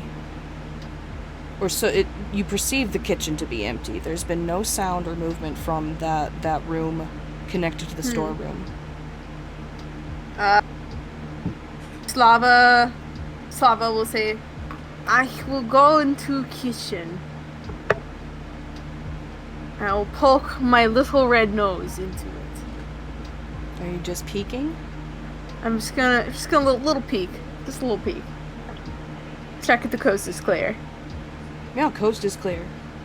Okay. So, Slava is gonna tiptoe in, but like in the way that like silent movie characters would, you know, or like a Ben and Jerry, like not Ben and Jerry, Tom and Jerry cartoon, you know. I understand what you mean. Yeah, he's gonna do that, and like hide under some stuff and like look around, assess the area. Do I see anything? Don't know why, but on that wall, there's a wall that looks like it has decorations on it. You see, you know the American Karen kitchen cow motif, like stereotype. Oh, okay. This kitchen is done in cows and like blue plaid, right? Mm-hmm. And on this wall, you see the decorations of like a ceramic cow, like one of those ones that you can like tip the cream out of, and it pours out of its mouth or something, and like the tail is like it's the little handle. There are some like old-timey kind of milk jugs up there on the shelf, and another little figurine, the bust of a cow head, and a cowbell. An instrumental type of cowbell. Oh! Slava gets very excited about that. Alright, so what he's gonna do is he's going to have his mage hand drop the beans outside, and then he's gonna have his mage hand come over into the kitchen and very, as gracefully as it can, I guess, take the cowbell. So mage hand drops the beans in the snow. We see a spectral hand go like probably through the window, start to come back to the back door, and come in. I will ask Az and Whimzog right now, do you have any protests as you see this spectral goblin hand coming up to, you have not peeked out yourself unless you would like to. I'll say that everybody can see this this cowbell there. Does anybody have any protests about Slava trying to grab this cowbell? Slava has no impulse control when it comes to instruments. It's okay. I just want to see if they're going to contest the hand. It's not you, the player. It's just the situation. No. Yeah, no, I know. Whimzog will just stay, grab quietly.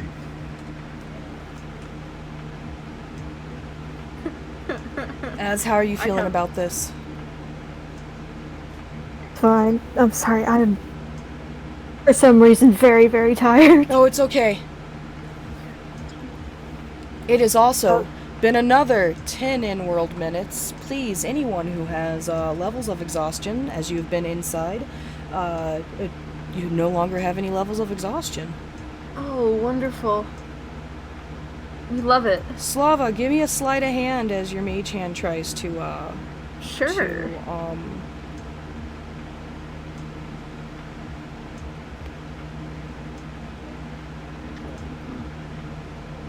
I don't have to roll disadvantage on this.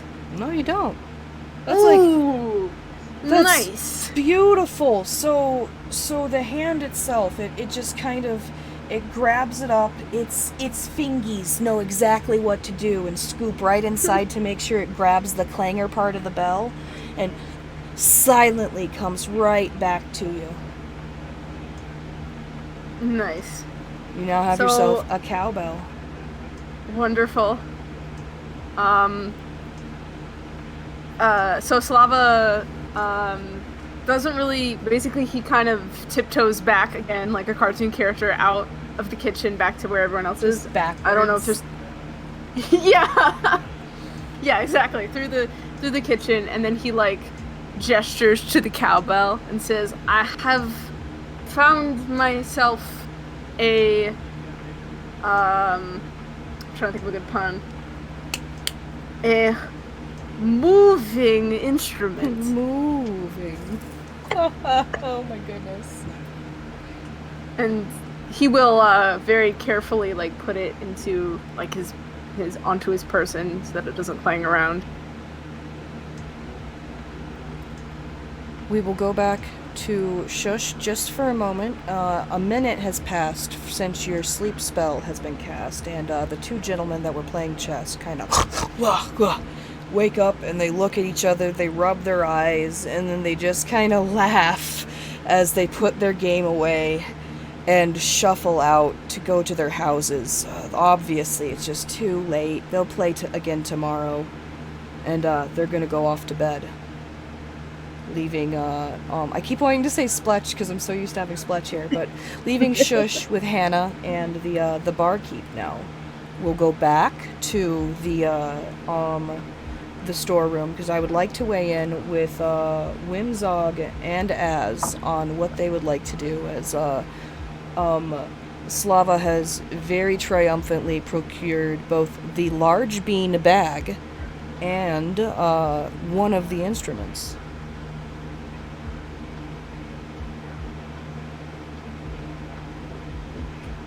We need to find a way to get Shush back. Yes. Is there a way from here into main room? Oh, if you guys were peeking from the storeroom into the kitchen, you can see the door that leads right out to the main room. More okay. importantly, you can see that the tavern owner's back is to you. Right in that doorway. No door, just an open door frame. We can go through doorway, but we need to be very quiet. And no cowbell. I say, I don't think I can cast Disguise Self on more than one person, so... I think you can. As long as you have the spell slots, yeah. I mean, so Slava will offer to cast another... If it doesn't specifically say you cannot, I am willing to let you do it. Let me read the... It doesn't. You can just cast it multiple times. Okay. So I can... We do rules as intended here. I can disguise someone else. Or we could try a different distraction on tavern owner. Oh, and then he looks into his bag or whatever, and he's like, I do have rubber chicken. I can make rubber chicken squeak and have tavern come to see why his chicken is alive again. And then someone else. I have so many squeaky toys for Malcolm, but no rubber chicken. I wanted the appropriate And sound. then one of you go out and get Shush. I can make the ground rumble, and then you make squeaky chicken, like big scary ritual done by gobos. Slava is like, yes, more. Let's make it more. Let's make it exciting, and I can make ground shake and fire roar, and then you make chicken squeak. We pretend chicken necromancy. Slava then kind of frowns a little bit, only saying, I wish I had audience to see. It'll be shame that it's only us. But also, let's not forget, juggling routine. I think the barkeep could like my juggle act. I'm good at it, especially with Handy. Handy helps me with juggle routine. I can do 7 balls at a time with Handy. Sometimes I have them go into my mouth. It's lots of fun. What say you, Az? Az is going to tap his feet. He's going to go like heel with both feet, and then the tip of his toes both ways a couple of times. Crack his knuckles and say, "Listen, I've seen a lot of things. Okay. I think this might be crazy enough to work." Okay. Where shall I put chicken? We do it in storeroom or in kitchen? I think in the storeroom. Get him as far away as possible. Good Might idea. not hear it. How loud is chicken? It's loud. Oh, actually, you know what? You know what he does? He's like, I can attach chicken to a bagpipe.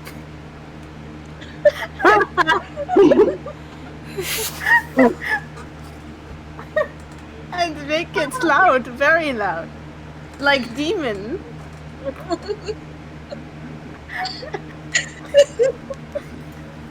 Okay, I have an idea. Okay. Set up the chicken in the storeroom, right? Good Mog Yes. needs to be there to make things loud. Okay, we set up a tripwire. The storage room door. Lava and I are hiding in the kitchen. We wait for him to run past to see the chicken necromancy, which Wismog tells with that rumbling. Then we run in. Okay, Sounds get shush. Okay, and we all Okay. run out. Widmog pulls out a hunting trap and says, "I have this. We catch the man. We catch the human." Perfect. then What? he see my bagpipe routine and it will be even better.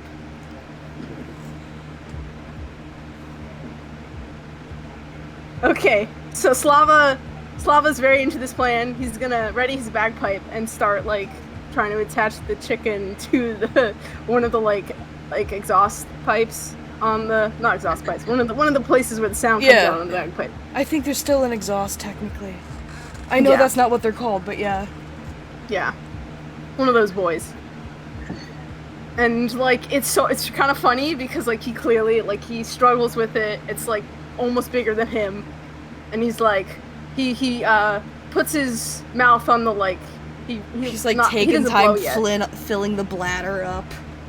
But so he gets ready and he says, "I will wait for your signal as once everything is in place, I will blow and the chicken demon will rise." Remember to let me do the rumbles and the fire first. Yes. I will wait until they are set up. I'm also giving Az the hunting trap because Whimsog's like, "You probably know how to use this. I don't." I do. Know exactly how to use it. I've used them a million times. You've seen some stuff. I've seen a lot of stuff. Seen things. I've seen them happen. I'll never forget.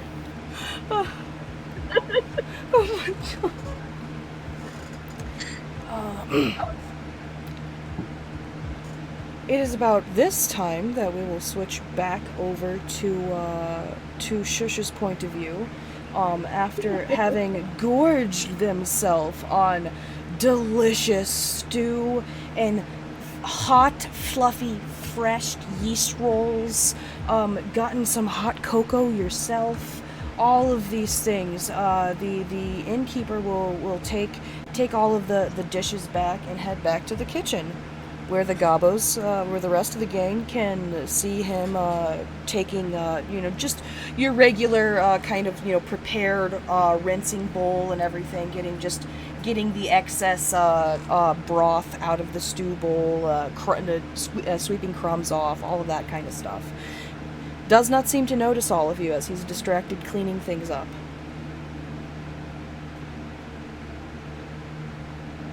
And Hannah is still just very happy to sit there and take care of this poor, abandoned, lost child.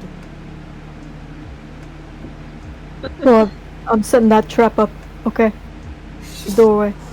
Just in the storeroom doorway? Very quietly. I don't want him to see it. Give me a stealth check as you set up a metal clanky bear trap. Thought we were doing tripwires. Oh, tripwires. I'm sorry. I thought you were doing the bear trap. No, yeah, that's silent. Never mind. I'm not gonna make you roll for that. Never mind. My bad. I misunderstood. This is exactly what. That's even better. I was gonna give you guys one of these. But we'll play this. We'll play that for chat. Anyway, so you're getting that trap set up. Hannah is talking extensively to Shush about how she doesn't like the cold either. How don't worry, you're gonna stay safe. We're gonna take care of you. What is Whimzog and what is Whimzog doing as is setting this tripwire up?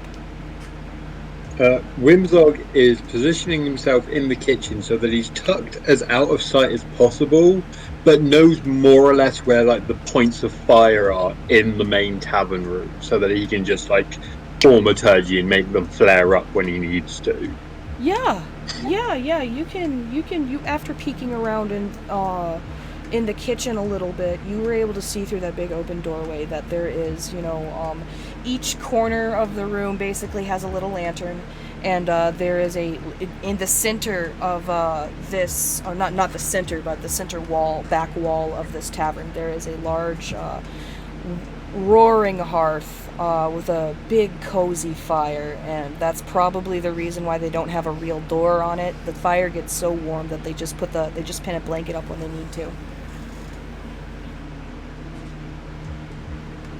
Slava, you are preparing your music? I am preparing my comedy masterpiece, Chicken Howl in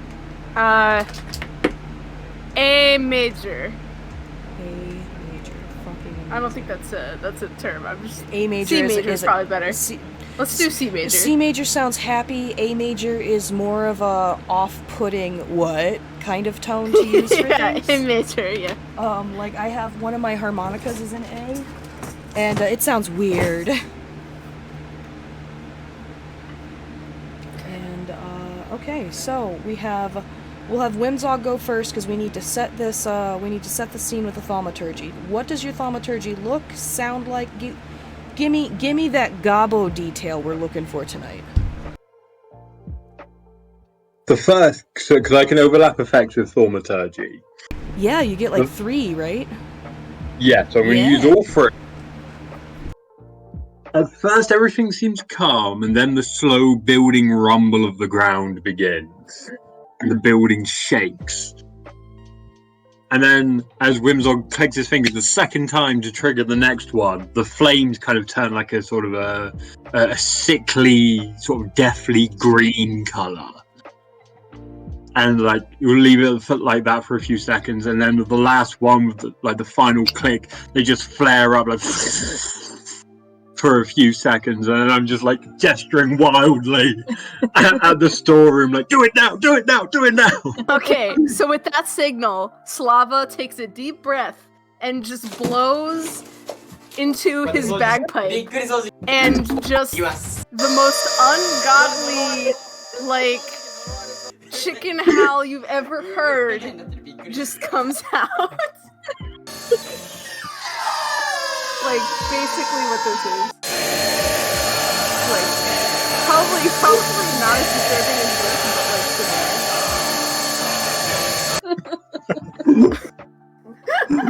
just that noise.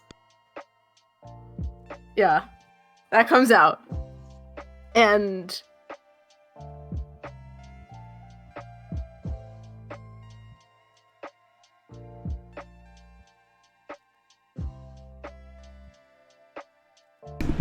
Oh, I was muted the whole time. Oh no, hello? Oh shit.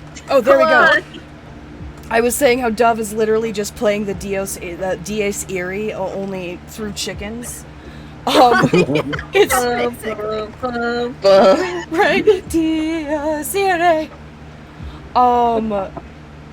So that's going on. We have Az waiting with the tripwire. I'm just looking at Hannah's stat block right here. I have to see something to see how she is going to react with something here.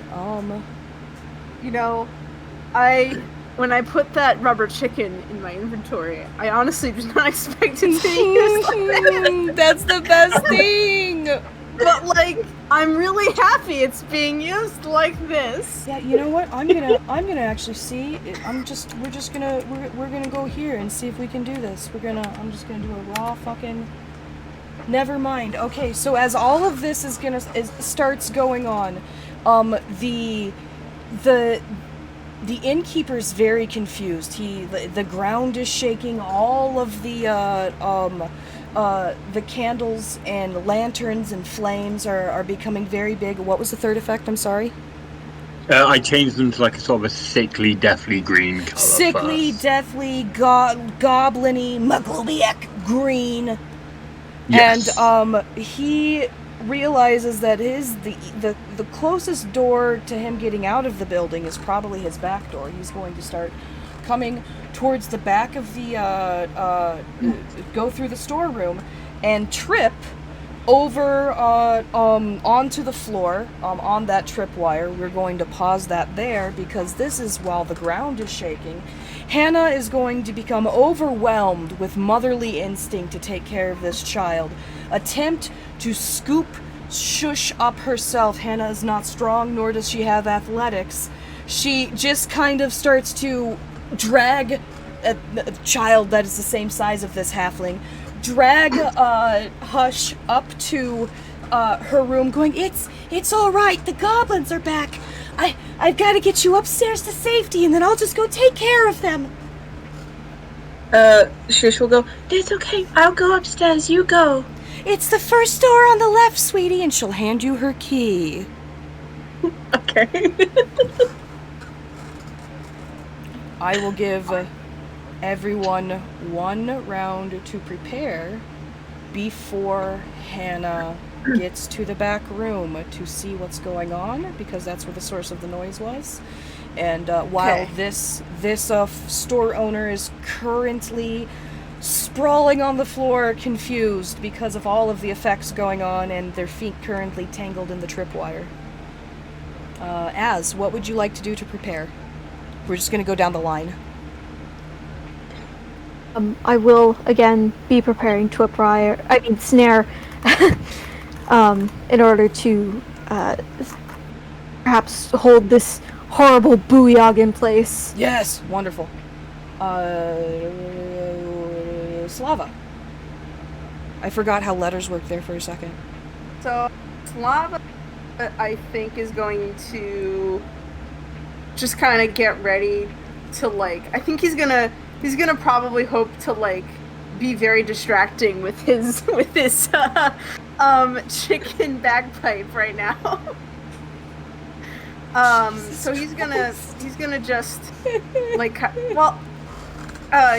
he's gonna work on distraction and hope he'll be if I chicken bagpipe, maybe that'll work.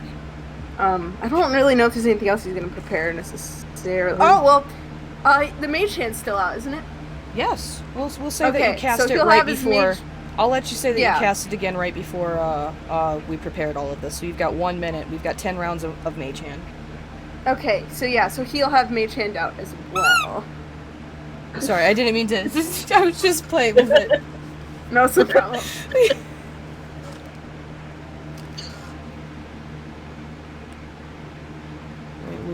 You've got your mage hand Yeah. ready. You've got a performance ready? Question mark. Yeah. He's gonna try and like play some music to be distracting. I When the mage comes in. love how chaotic all of this is falling. I did not expect this to happen at all. Whimzog. Okay, so the tavern owner's gone past. The tavern owner is on the floor, tangled up in a tripwire right now, going ah! And you are all preparing as the wizard comes to fight you. So I can see the wizard coming. You can see the wizard coming. Excellent. I picked up a bag of ball bearings in the shop. I'm just going to empty them on the floor. Yes, you are. In the doorway of the kitchen to the storeroom, or do you just want to like pour them in the kitchen? Because they're ball bearings, they roll. Just in the kitchen, and I'm just going to be there in the like doorway from the tavern to the kitchen with the hammer ready for her to fall over. Like, come on, come on. Oh, fucking smush her like a cockroach. That is beautiful.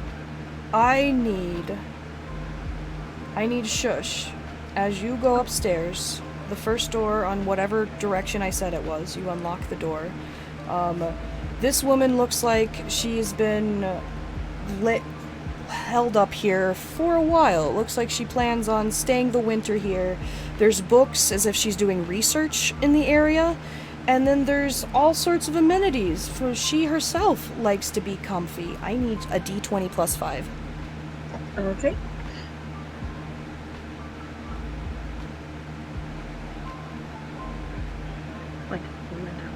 There are 13 stuffed animals on her bed. All in varieties of different types of teddy bears. How many can one gobbo carry? They weigh less than a pound each. How many can you fit in your arms? You have a bag with you that would work as your backpack. Yeah. You can fit. I think it's 5 cubic feet, or is it? Yeah, it's 5 cubic feet inside your backpack. So That should fit all right. I can squish them in. Yeah, we can make a check to see if you can squish them in. I'll say you can definitely get half, 3/4 of them. So how much would that be? Like 9 of them. You can get like 9 for sure. Okay. I will take the 9, and then I'll start heading down to try and help my friends. Yeah, I'm not done yet. Oh. On the desk there, you see a pan flute. And give me an investigation check. I want to see if you recognize this other instrument, because she seems to be the musical type. Sorry. What check? History. Okay, so intelligence for me. Yeah, intelligence.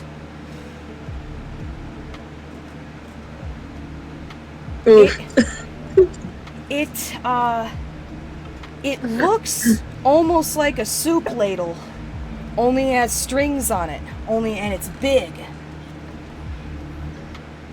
But you don't know what it is. Very lightly, move my fingers across the strings. It goes, boing. I take it. You take that and the flute, or just that?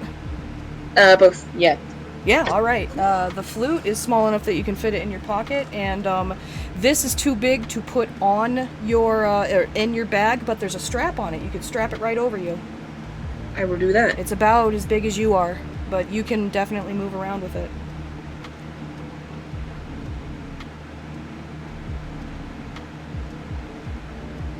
It is at this time that the wizard herself will be about to walk into the, she needs to make, is it a dex saving throw? We're making it up as we go along. I'm gonna make it a dex saving throw. She has to make a dex saving throw as she starts to slip on those ball bearings. Does she have that in her save? She does not, so it's just straight. Nice.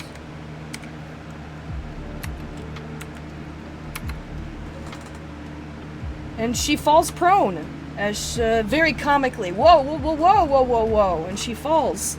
This Slava like snickers. Like, now it's time for Hell's ready to action to go off, as Slava is snickering.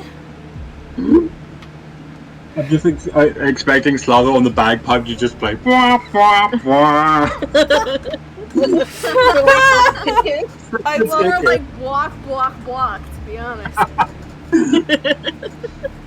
Yeah, he might play that. Wop wop wop. We can, if that's what you want to do right now, that's what we can do. That could be your performance. Sure, Slava is like here to make noise. All right, so Whimsog, please, go. Do you? This poor old lady. You doesn't prepared. She was so nice to me. Okay. God. Okay. 22. Breaks her AC as a wizard. Yeah, I think so. So as I am two-handing my weapon, that's a D10. This wizard might be legitimately dead. So that's 5 damage.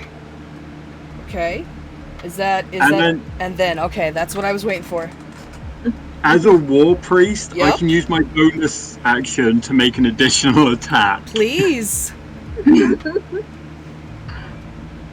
As I'm just like shouting, like Also, in the name of the great Gobbo. Actually, she's prone. You have advantage on your rolls, so you can actually. It's already a hit, but you can re-roll that first one to see if you get a critical. Oh, okay. No. Okay. Worth a shot. But will I get it on the second one as well then? Yeah, she's prone. Nice. She's down on the ground going, "Fuck me!" I think I've done that right? Yeah. 19. So close to, but yeah, you definitely hit. You hit her on both turns. Poor woman. This poor woman. Yeah. Bad about it. Oh my goodness. 11 Oh damage. no! The first one looks like it hurts. The second attack, she actually cries out in pain. Yelps. I need to know what Az's held action was before we roll initiative. My held action was to prepare the spell snare. Yes. And so who are you snaring? I am going to snare this Hannah wizard. The wizard, who is already on the floor, prone. I just want to, make sure she can't get back up again, Understand completely. This is a very dangerous looking booyag. Absolutely. Absolutely. I've seen some stuff. Some things. I've seen booyags like this before, let me tell you. Looking up the spell snare, I should have done it earlier when you actually told me 12 times that you were preparing a snare. But I'm actually a really bad DM. Most of all of this is just personality and me bullying you all into liking me. So Sounds like some clown bullshit. Right, so we have as you cast the spell, you use the rope to create a circle within a 5-foot radius on the ground or the floor. When you finish casting, the rope disappears and the circle becomes a magic trap. This trap is nearly invisible, requiring a successful intelligence check, investigation, against the spell save DC to be discerned. The trap triggers when a small, medium, or large creature moves into the ground or onto the ground, or in the spell's radius. So you would have basically put it around the same area that Whimsog had the ball bearings to make sure that she walked through it. I misunderstood what was happening. We should have had your snare go off first. But because I did say, and this is my flub, because I did say that she was already on the ground, we're going to have her make her dexterity saving throw at disadvantage. Whoops, it's keep lower +1, right? 2d20. Keep lower +1. Yeah, she doesn't save. I don't even need to know what your spell save DC is. I know it's higher than 9.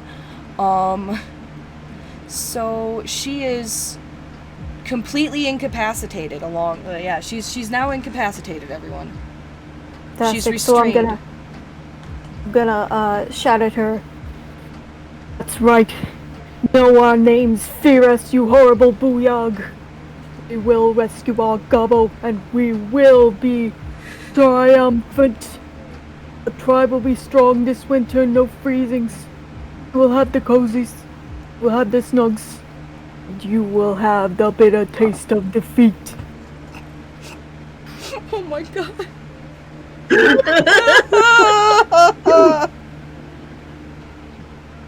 I'm having this is so much fun. I need a perception check from Shush to see if they hear all of this going on. The thaumaturgy. Oh, you know the thaumaturgy, but like the bwomp bwomp from the chicken, the bitter taste of defeat, the screaming of in pain of the sound of this is probably that lady. You don't hear anything. You've got stuffies. You've got some kind of balang. You've got when you blow over this pan flute, it makes a different sound with every time. So you're going whoo boo boo. You've got all sorts of shit going on. Like you're having a good time, huh? Can I be extra, like, a gobbo dick and steal her pillows? Yeah. Give me a D4.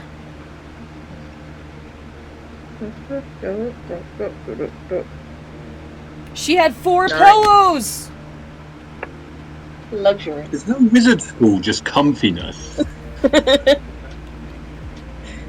Is now.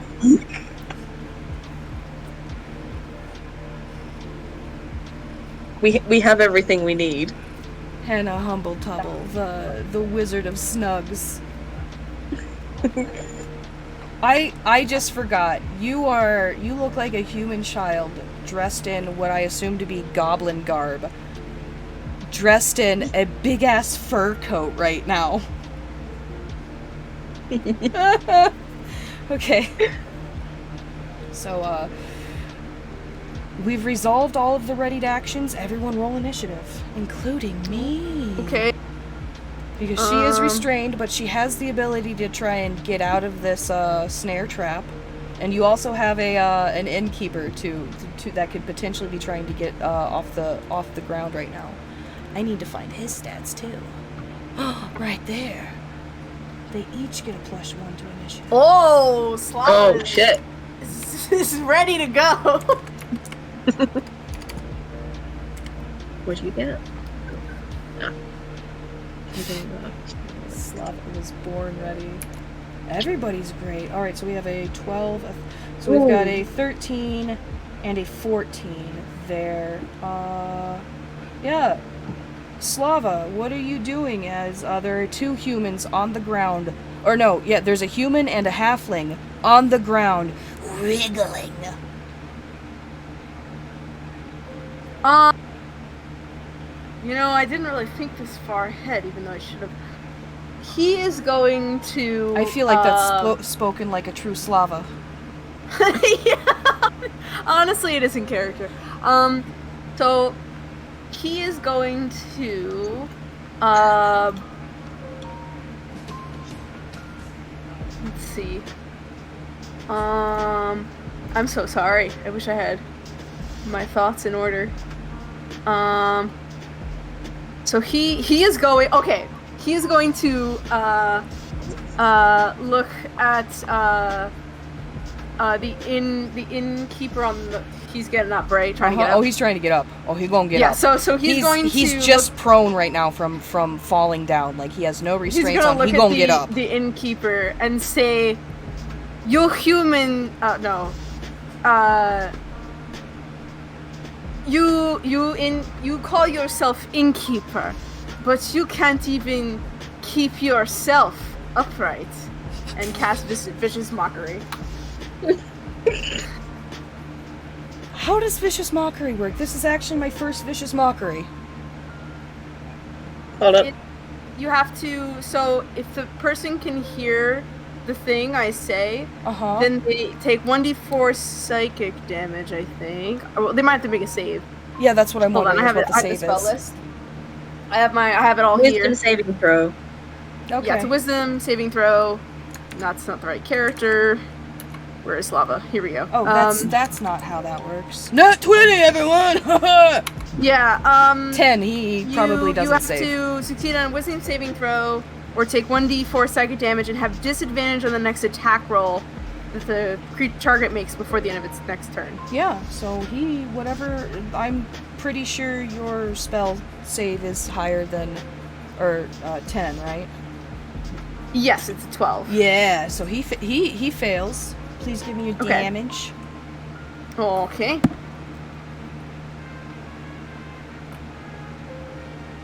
Oh. So that's 3 psychic damage. And he looks at you and he goes, I thought I had a nice inn. Whose turn is it next? Let's see. It is. I should write this down. Why didn't I write initiative down? I'm stupid. I'm sorry. No problem. Oh yeah. Oh, also, I'm- just really quick out of character interruption. I know I mentioned to you earlier, Ash, that I had a previous thing at 7, but it looks like it's been canceled. So if we go a little over time, then it's all good. Yeah, good. So in case you're worried about that. Well, we're actually getting to the adventure climax right now. You guys are doing really well for the time limit I gave you. I just need to... Shush, you're next. Wait, hold on. Let me make sure I'm not lying. Shush is next, yes. Yep. Shush will start running down the stairs and towards the back room. Yeah. So, you have... What is your... Gobbles have 30? Yep, Gobbles have You can 30. get halfway down the stairs. Unless you dash, you can get all the way down the stairs. Yeah, I'll do that. Yeah, all the way down the stairs. And then it is... Can I... Hmm? Oh wait, no, I won't be able to make any actions anyway, never mind. I can dash as a bonus? Does that mean I can, dash? Yeah. So I won't be able to do anything. I am almost ready. I'm so sorry that I didn't prepare that. I'm just... I fucking... That's okay. COVID spaced out or something. Alright, Ass. Ass. It's my name. It is your turn. Would you mind if I go ahead and, before I start, smacking a demand for their surrender, say, stand down and, nobody gets the smash. You saying it to the innkeeper or to, the halfling? Or to both of them? Can I say it to both of them, please?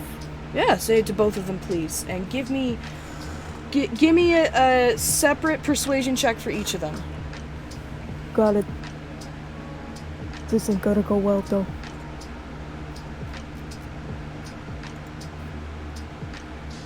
And tell me who each roll is for. This first one is for who? Oh, no, never mind, I see. 2d20 minus 1, so we have an 11, so a 10, and then a -1. I will let you choose which one goes to whom. I think I'll do the first, that 11 to the wizard, the halfling, and then the 1 can go to the innkeeper. Okay. 'Cause I'm more worried about that booyog. Alright, so I am... Those were not high enough to... Let me actually just see what they're... I'm a little weirdo. They're afraid of me. You're They're afraid of me. just this little I've been goblin places, I've seen things. with Sooner.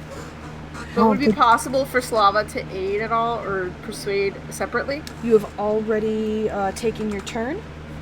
Right, so... we're initiative. Never mind. You're okay. That's all right. This is the first time we've rolled initiative this session, so it makes sense if you don't know. Yeah, they're both gonna just try and frantically start to get up more. It does not look like this threat, or it looks like they're perceiving it as a threat instead of a warning. But okay, then could I also make an attack, please? Yeah. I wanna take my quarterstaff and I wanna smack the halflings like legs. I'm not trying to kill nobody, okay? Just wanted to stare trying to down. I want my incapacitate. Cozies. If you're specifying that you would like to do non-lethal damage, you just want to knock her out? Yes, please. All right, yeah, non-lethal damage. And then once she's actually unconscious, it's just that easier for Whimsog to kill her. Whimsog. Get I don't want to make assumptions, but Great Gobbo demands it.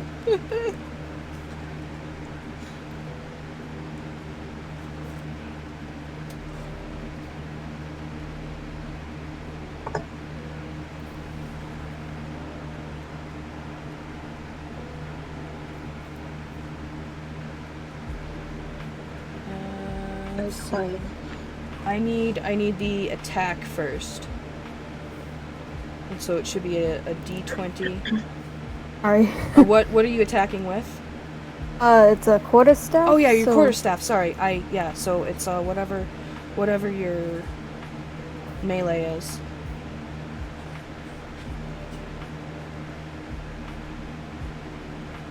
I'm doing this right. 1d20 plus your 2-hit modifier. I can actually I'm the DM. I have your character sheet. Why don't I go look? Plus 3. A 6 does not hit. As your quarterstaff goes wild and smacks at the floor. Oh, You gotta still. teach the floor a lesson too. I don't want it rising up. Okay. That's a good idea. It is now going to be Hannah's turn. It's what is your spell saving throw, or what is your spell DC for getting out of that snare, ass? Let's see. Let me pull it up. The DC looks to be a 12 dex. 12 dex. That's what I thought. Okay, so she's got a +1 there. Oh, wrong button. I almost gave her a +4 by mistake. She just breaks out of the ensnarement, but she still has those ball bearings as she starts to get up. She's using half of her movement to get up from being knocked prone and has to make that next dexterity saving throw again. To see if she gets knocked back down. She does not get knocked back down. She is going to hold her head or her shoulder wherever. She's not quite sure where she was hit. She's a little discombobulated at the moment as all sorts of things are going on at once. And I am going to... What spells is it? Where is it?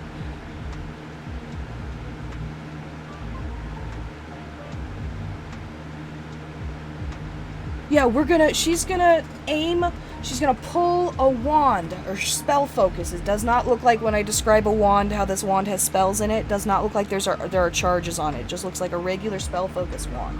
She's gonna point it at Whimsog and cast Firebolt. Her Firebolt is, oh goodness. This halfling don't fuck around. Look at that. And do 11 damage right to Whimsog. As electrical fire shoots out from this wand and blasts you right in your little chest.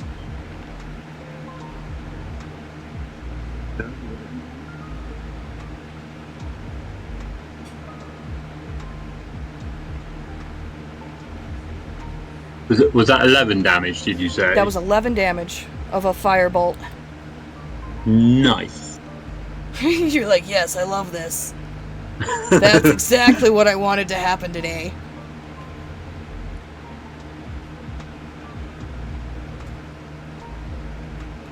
And that is going to be her turn.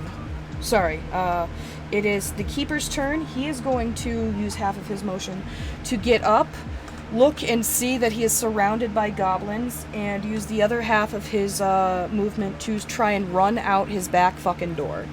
He is both Ass and Slava are in range for an attacks of opportunity if you would like. Okay. I think Slava, would Slava have time to draw his dagger? Yeah. The way I usually do it is you can use your bonus action to unsheath something that's would within reason be on your belt or bandolier. If it's in your backpack, it's gonna take your action though. I'm trying to think if he would have it in his. Honestly, I feel like Slava's the type. No, he might have his dagger on his bandolier. Yeah, so he'll use I'll use a bonus action to draw it. Yeah. Okay, so I will take that attack of opportunity. I would also like to Yeah, please. that attack of Let's get those attacks. if I may. If you may, you may. Fully. Please, if I may. They Dove hits. Please give me your damage, Dove. And are you rolling for deadly damage or non-lethal damage?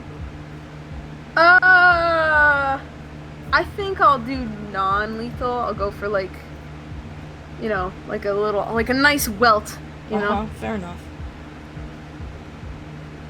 So And did 4. Az also hit?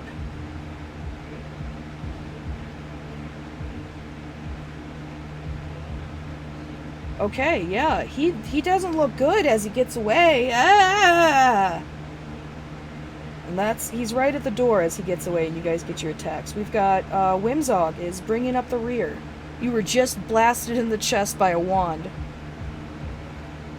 Booyag against Booyag. I take it I'm still in melee range of the halfling. Did you move? I didn't know. Yeah, no. Neither did she. She stood up. Then, in that case, screaming in the name of the great goblin, I am swinging my hammer at her again. Yes, please do. Let me grab that. That is, yeah. 15! 15 hits. I need to look something up real fast. That is 5 points of damage. Yeah, okay. And if she's still standing, I can War Priest again. Oh, she's standing. I can hit her one more time. Do it. Do it, you won't. Do it. 17. 17 hits.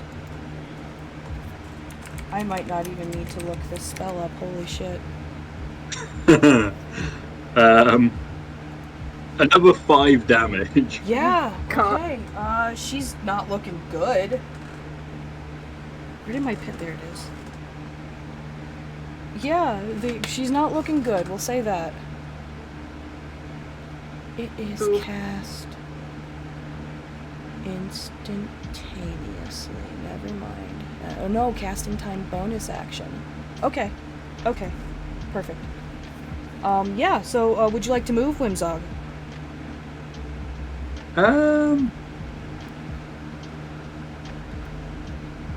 No, because if I remember rightly, ranged attacks get disadvantage if I'm in melee range. So I'm going to stay. I'm keeping the pressure on. Top of initiative, Slava. So Slava, what Slava's gonna do is he's gonna move in front of the door so that no one else can get through it. And then The door from the storeroom to the kitchen? No, to the outside, the back. To the back. Yeah. You would like to try and head off the innkeeper before he gets outside. Yeah. Well, because I think Slava is. Yeah. Yeah, Yes, okay. I'll do that. Yeah, he's gonna make an attack of opportunity on you as you pass him. Oh boy. Let me go ahead and see what he doesn't Slava have only has a one-trained mind. he doesn't have anything in his hands right now, so that's gonna be an unarmed attack. That's not how you do an unarmed attack. I keep forgetting the D20. Does an 8 break your armor class? No. He's just gonna wildly fling and get like he's trying to kick you in your little goblin butt and just miss.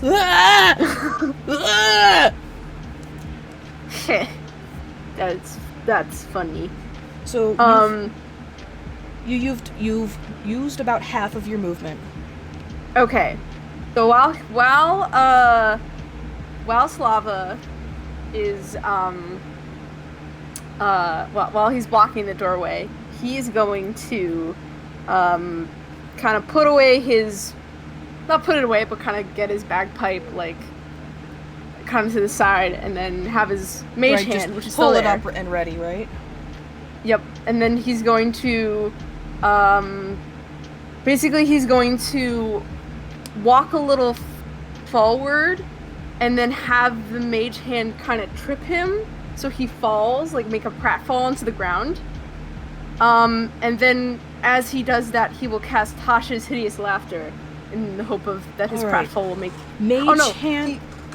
He's gonna fall, and he's gonna position his bagpipe so that he kind of falls on it a little bit, so that the chicken makes like a squeaky sound. That's beautiful. Mage hand. If you want to try and trip, we're gonna do contesting grappling checks to see if he can break out of that. So we're gonna. I don't know how to do it with a mage hand. I'm just gonna rule it right now, so we don't have to look it up. We're gonna use your strength against their strength, like we would a normal grappling check. Okay. Okay. Because I'm pretty sure you're stronger than the mage hand anyway, so... Well, I mean, we'll see. If it fails, that might even be funny, too. Well, he So what- rolled a 6 to contest Alright. whatever your mage hand is about to do. Okay. He falls dead in the face first, right in the snow. Ah! Wilhelm scream. And then I cast Tasha's And Hideous then Laughter. you're going to fall, like, right behind him in the doorway, since he's fallen outside. Yeah. And cast Tasha's as you are landing on the chicken screeches. Yes. Okay.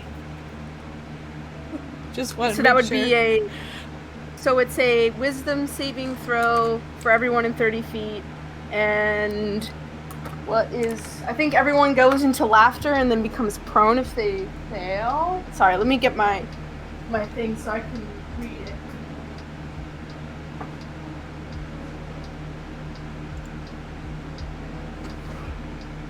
Sorry, hold on. You're okay. Everyone inside the storage room with Slava will have to make this save. Oh, yeah, that's true. Okay. I didn't think about that. Hell is in the kitchen, and Az is in the storeroom, to my understanding of how we've set up the whereabouts of things.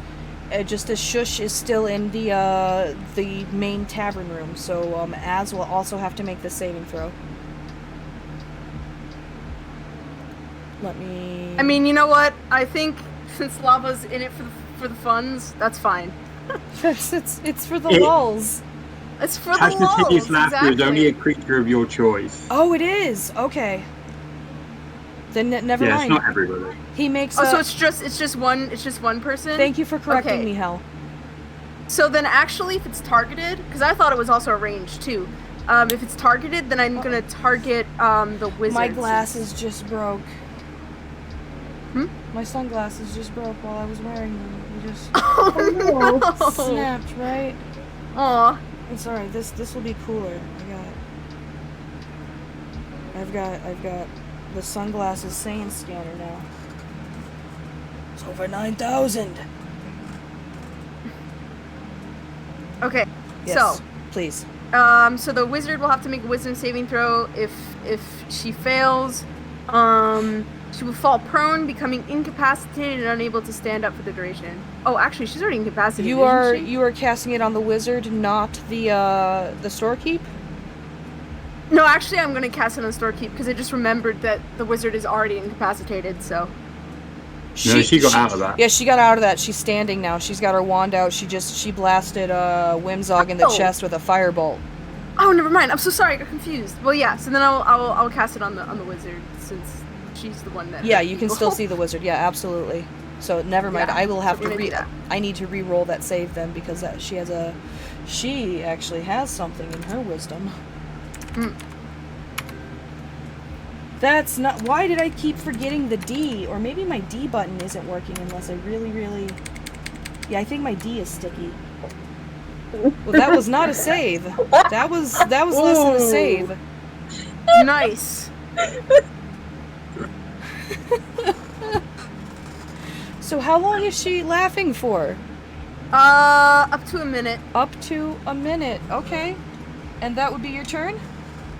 Yeah.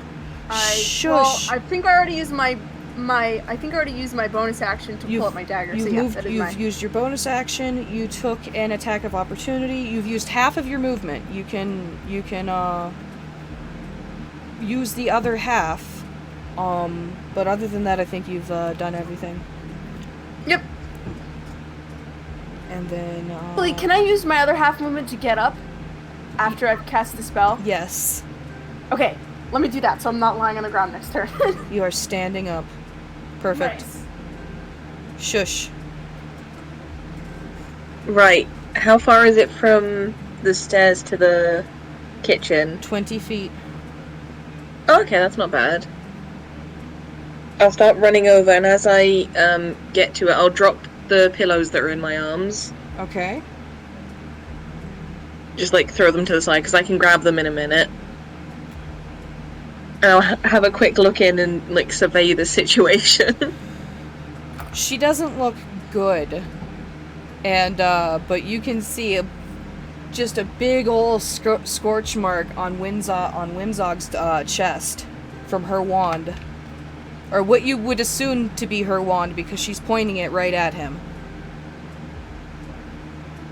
Ah.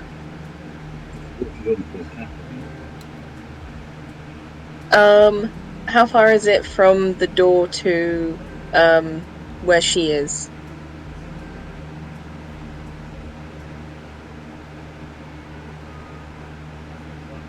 Are you muted again?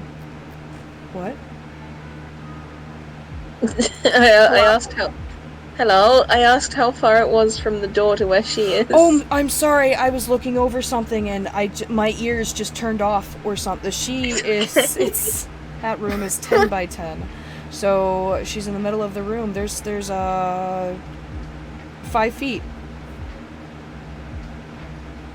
I'm gonna put myself between her and... Oh, you wouldn't want that, would you? Oh, you're adjacent. I can't do that anyway. Okay. I'm gonna cast sleep on her. Do it.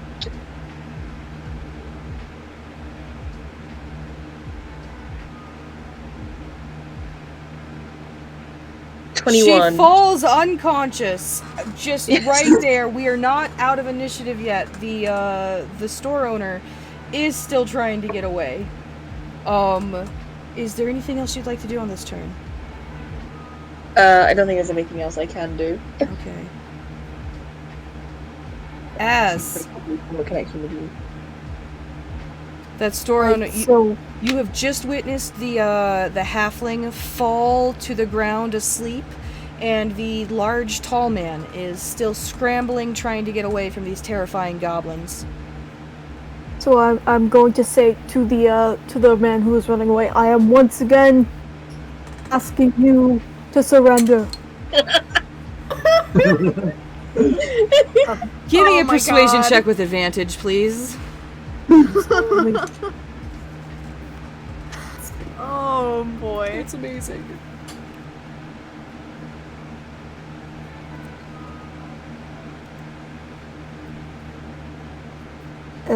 How would I do it to have advantage? Exclamation point, 2d20, keep, K1.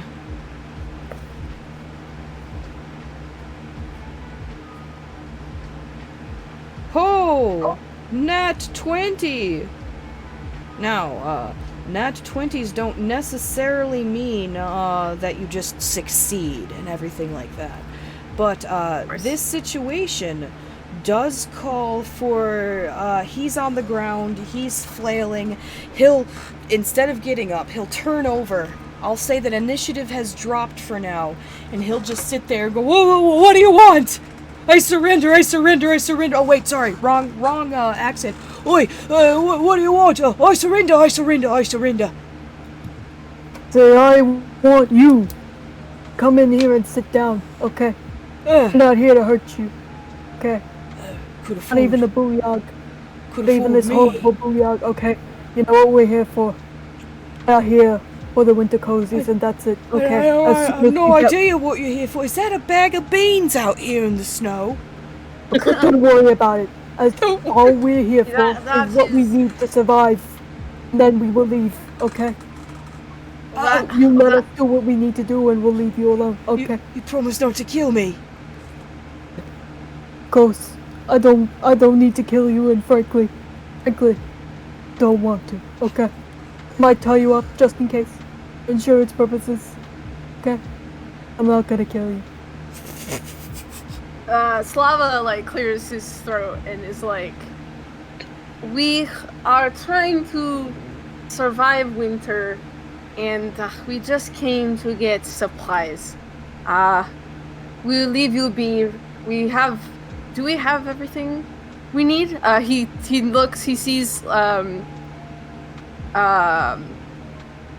you can see everyone from where you're standing right now. So he sees that Slush. He sees that Slush has the big fur coat, and he looks at Sush and is just like, did you find other good things?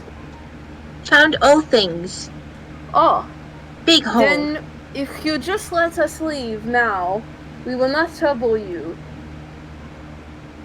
I don't want no trouble. There's a lot of you, and there's only one of me here right now, because I recently had to let go of my steward, and I'm thinking that's a really bad idea right about this moment. Please, just get out of here. Slava, like, smiles and, like... I messed the accent up again. You have good heart. Here. And he takes out... Okay, so he goes into his bag, and he starts, like, pulling out colorful like one of those colorful scarves. He pulls it out. The long one? And it takes it, like one of those long, colorful scarves that, like, clowns have. Mm-hmm. And he, like, pulls it out, and he takes a little while, and then he, like, gives it to the innkeeper. Is like, as a token of my gratitude, have colorful scarf. It will match with any outfit, because it has all the colors of the rainbow. Thank you, I think. You all do know we would be willing to trade with you if you just came into town and went to the store, right? Slavo kinda... Sent people. We sent our leaders and that booyah, that nasty thing. Gran. Oh, so Gran. She's unconscious. She's not doing okay. I'm so worried. Yes, one of our other members got in trouble with injury from... But sorry, what were you saying, Shush? but big boss. What, you telling me that Gobos has grannies too? You've all got grandmas at home? Did you think we did not? Did you think we were some kind of uncivilized? To be honest, I don't know that much about Gobos. Listen, does your granny like chicken noodle soup? I think so, yeah. We'll send you back with some cans of soup then. How about that? We'd love that. Nice and good to have when sick. Oh, He'll stand up from when you can't. He sat down when you asked him to.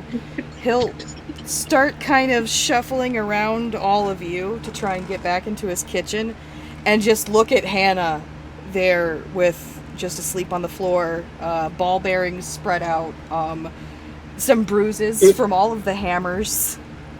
If I could take a moment to interject. Yes, please. As soon as Whimsor got a chance, he was just going to attack again. Then please, never mind. This is all going on. They're having this. You two are having this the three of you. Slava, not Whimsor. Slava. Hello. Can you get out of my face? Ass and the the fucking cat was like, I need to smell your breath right now. Sorry. Ass. Slava and the innkeeper are all having this conversation about grandmas and liking chicken noodle soup. How, you guys could just come into town and learn how to trade. Like, I'm willing to give you, like, maybe you could bust some tables a couple times a week and we could work out a trade or something. Right now, right as that's going on, I would like Hell, you don't have to roll an attack because she's unconscious. I do need you to roll damage on your attack to see if it exceeds the amount of health that she has left. I am adding divine favor to this as well for an extra D4. Beautiful. God, this poor woman. I love this. I hope you roll a 1.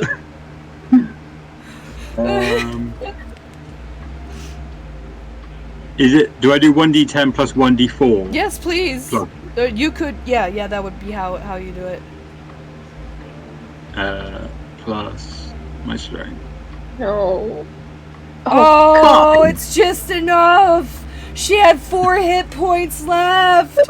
Please describe how you kill this poor woman who's unconscious, sprawled out on ball bearings on the floor as the innkeeper. You can hear all of this, by the way. Right as he's going, wait, Gobbo's got grannies too. Please pick up from there. Whimsor just stares this halfling down, like, straight in the face. Is like, Maglubia demands it for what you did to Granny and Big Boss, and just brings the hammer down in this, like, sort of goblin green glow, heaving the hammer, just a big boom. And Whimsor's just there, like, it is done. Slava turns around, sees what just happened, and is like... Now, just wait. It is done. She breathes her last breath, just, as the life is crushed out of her with this hammer. The divine, essence of Maglubiat coming through, Whimzog's mighty strike to do what it is in his job within the tribe to do. This is what he's been raised from the moment he was able to say, Maglubiat! Shush, you're witnessing this. I'm gonna cry out, take a swig at that potion, and jump on top of the wizard. As soon as the wizard... Revivify. As soon as the wizard dies, Shush jumps on the wizard. The Revivify spell takes hold. Her eyes are going to fly open. She's going to gasp and wake up with full hit points.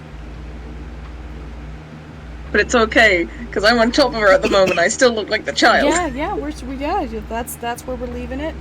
Right as, well, I got some chicken noodle soup in cans if you need it. I'll teach you guys how to trade. Why didn't you just come in and say that you needed cozies? Oh, as we stated earlier, you have hurt us, so we assume that you continue hurt us. I mean, you'll come in here at night and you break our locks and you steal things without no permission. And then when what'd you say, that big old bloke, the sneaky one, he hits hard. I've been knocked out twice by him already. Leaves big old goose eggs on me head. Oh, hello there, Hannah. Were you just? I made some gobbo friends. There was a little bit of a misunderstanding. We've got it all worked out now. And she'll just sit there on the ground, looking between the small child sitting on her back and the goblin that she's pretty sure killed her, and she doesn't know what to do. We're gonna say, stand down, Windog. Okay, stand down. We work something out. No, Go to the tribe. What was Hal saying? Sorry. You're okay. No, you're fine.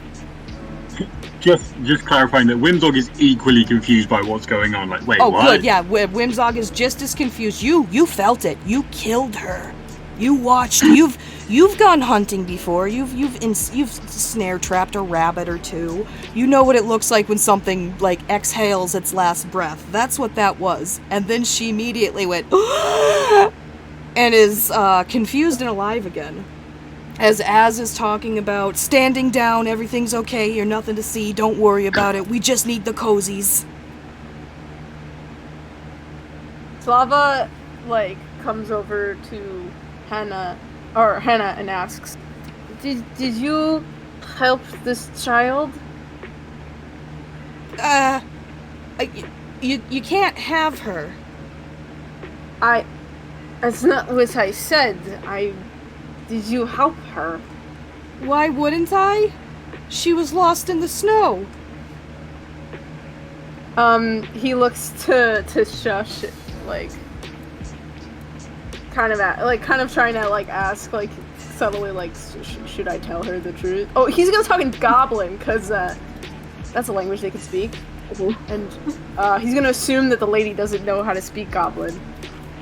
But he kind of asks. He's like, should I in Goblin? Should I drop the disguise? Shush will reply in Goblin. Yeah, yes, okay. Okay, and I guess I can have the disguise drop, right? Yeah, either one of you can do it at any time within the hour. Okay. So Slava will touch her again, and then she reverts back to a goblin suddenly a goblin in a fur coat instead of a child in a fur coat sitting on Hannah. She's gonna look even more confused, because the way I'm picturing it is she's prone on her stomach, and Shush is just sitting on her back. So she's like, "What? What the heck?" So we were trying to get stuff to bring back home because we are cold and hungry. It's the Cozies. And we wanted to. We had Grandma had come back with Herties. See, Hannah, Gobbo's got grandmas. And we wanted to sorry, I'm trying to think. You helped one of our friends. I know there was disguise, but I think you can be kind, even if you caused the Herties. So I want to ask if you'll be kind to us, like you are kind to Sush. We would. I'm sure everyone here would love to be kind to you.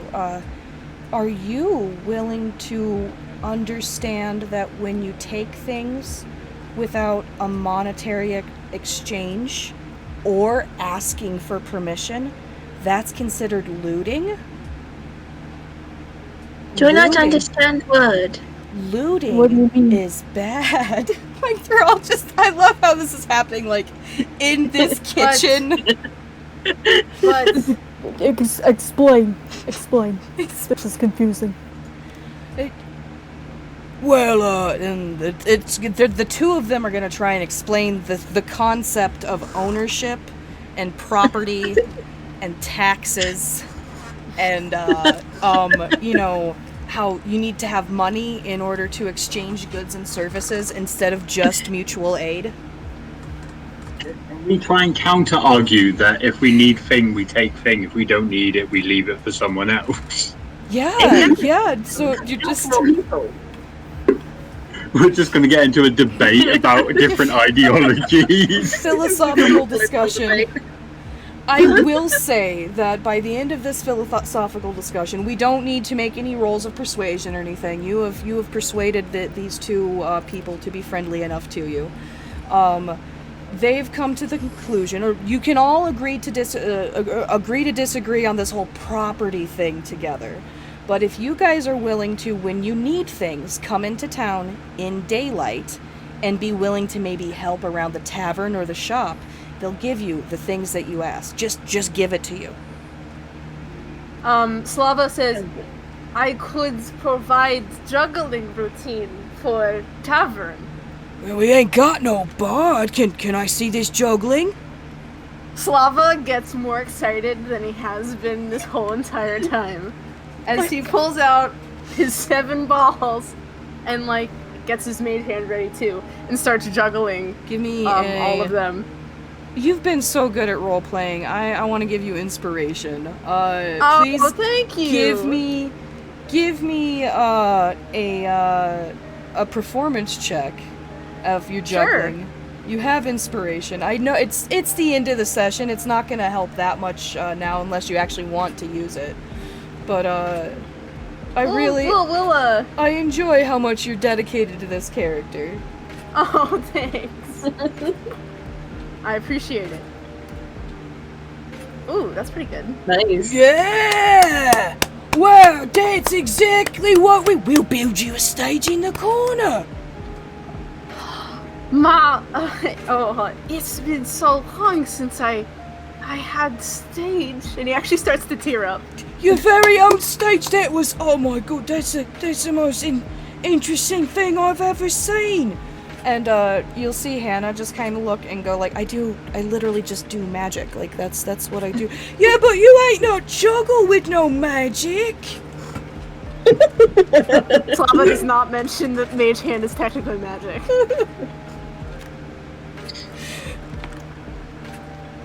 Yeah, so, anything else?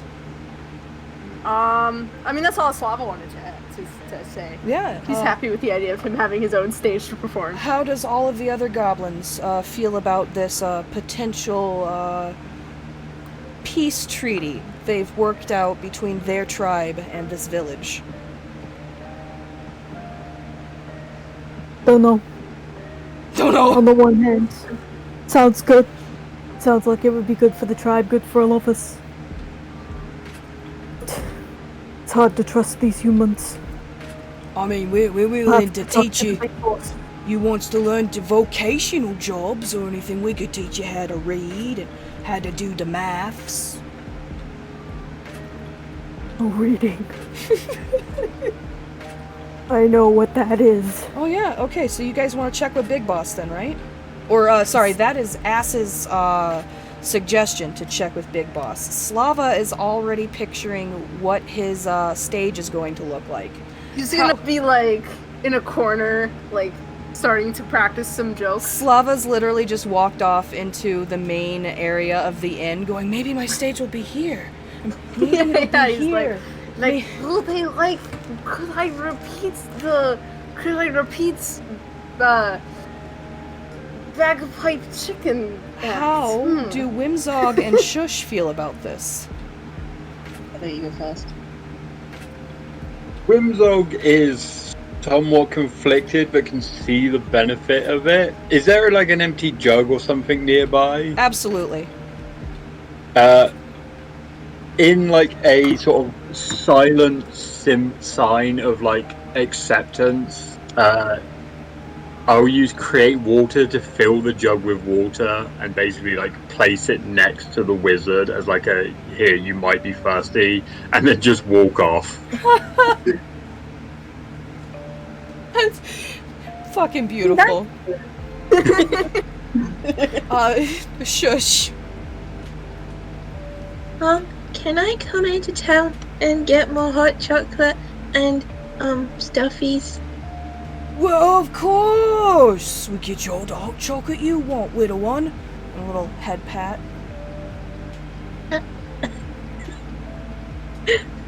I can help around the tavern. Everyone is already making their own plans while Ass is like, we gotta talk to the big boss. Boss ain't gonna like it if they just... We gotta exchange work for Cozies. Shush was shown like such kindness and care for those few minutes, and just wants more of that. No, that's so sweet.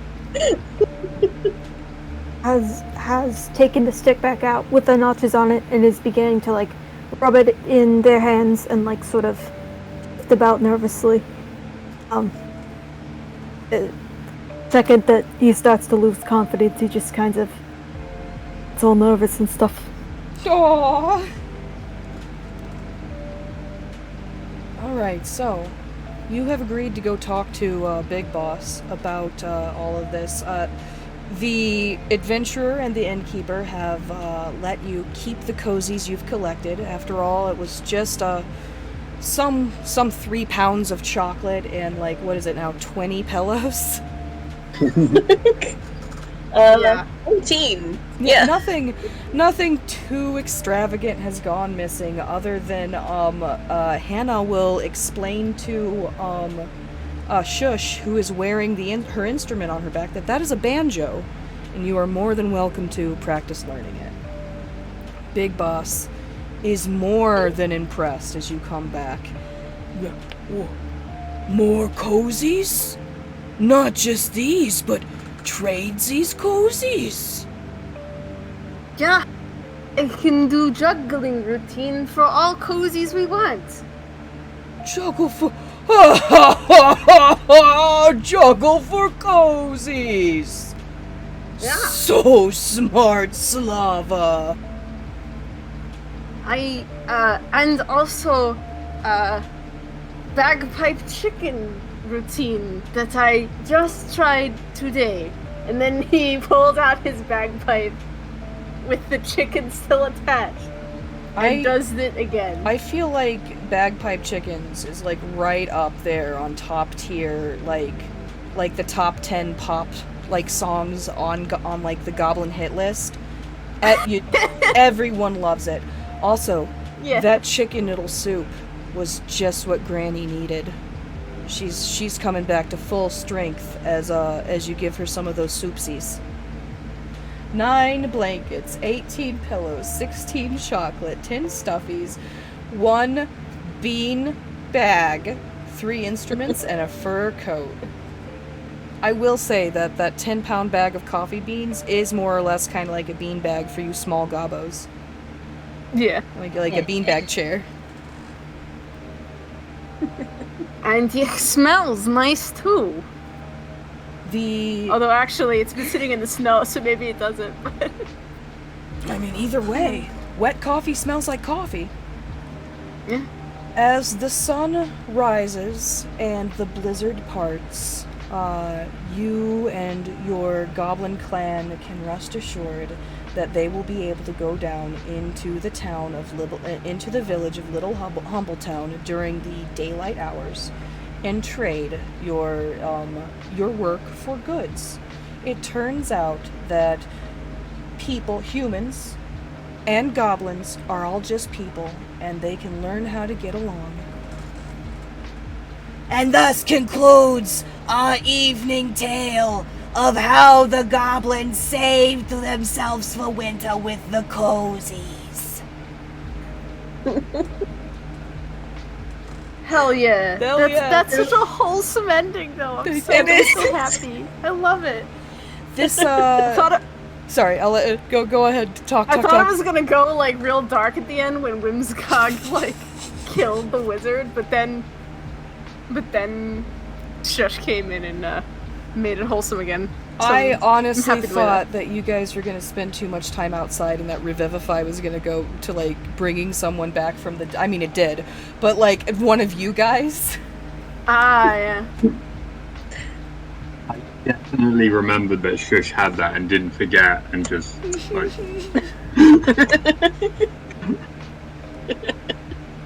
Fucking perfect. I literally only remembered that I had it when you were killing her, and I was just like, wait! Wonderful. The cool thing about this, I modified it. I modified it kind of heavily. It's called Goblin Heist. It is a adventure that you can purchase on the DM's Guild for, like, I think it's like $2 or something like that. It's cool. normally meant to be an adventure to introduce children to D&D, like 12-year-olds and up, right? Gotcha. I was supposed to give you guys your own little goblin stat blocks to play as specific goblins, but, like, everything 1-to-1 is basically a level 2. So aside from changing that, everything else was almost out of the book. All of the encounters you're supposed to roll. That's why I rolled everything in the open, because the special cozies that Big Boss wants changes. The times that the adventurer goes to find the goblins changes. The actual adventurer that goes to hunt you guys changes. I gave you the wizard was technically the most challenging one, so I gave you guys that because I haven't not played with UW or Genesis yet, but I know Helen Quinn well enough that it does not matter that I sent a challenge rating 5 adventurer at you guys. Like, look what you did to her. Yeah. So wait, she was challenge rating 5? She was a challenge rating 5. What she was going to do if she hadn't failed the hideous laughter, right?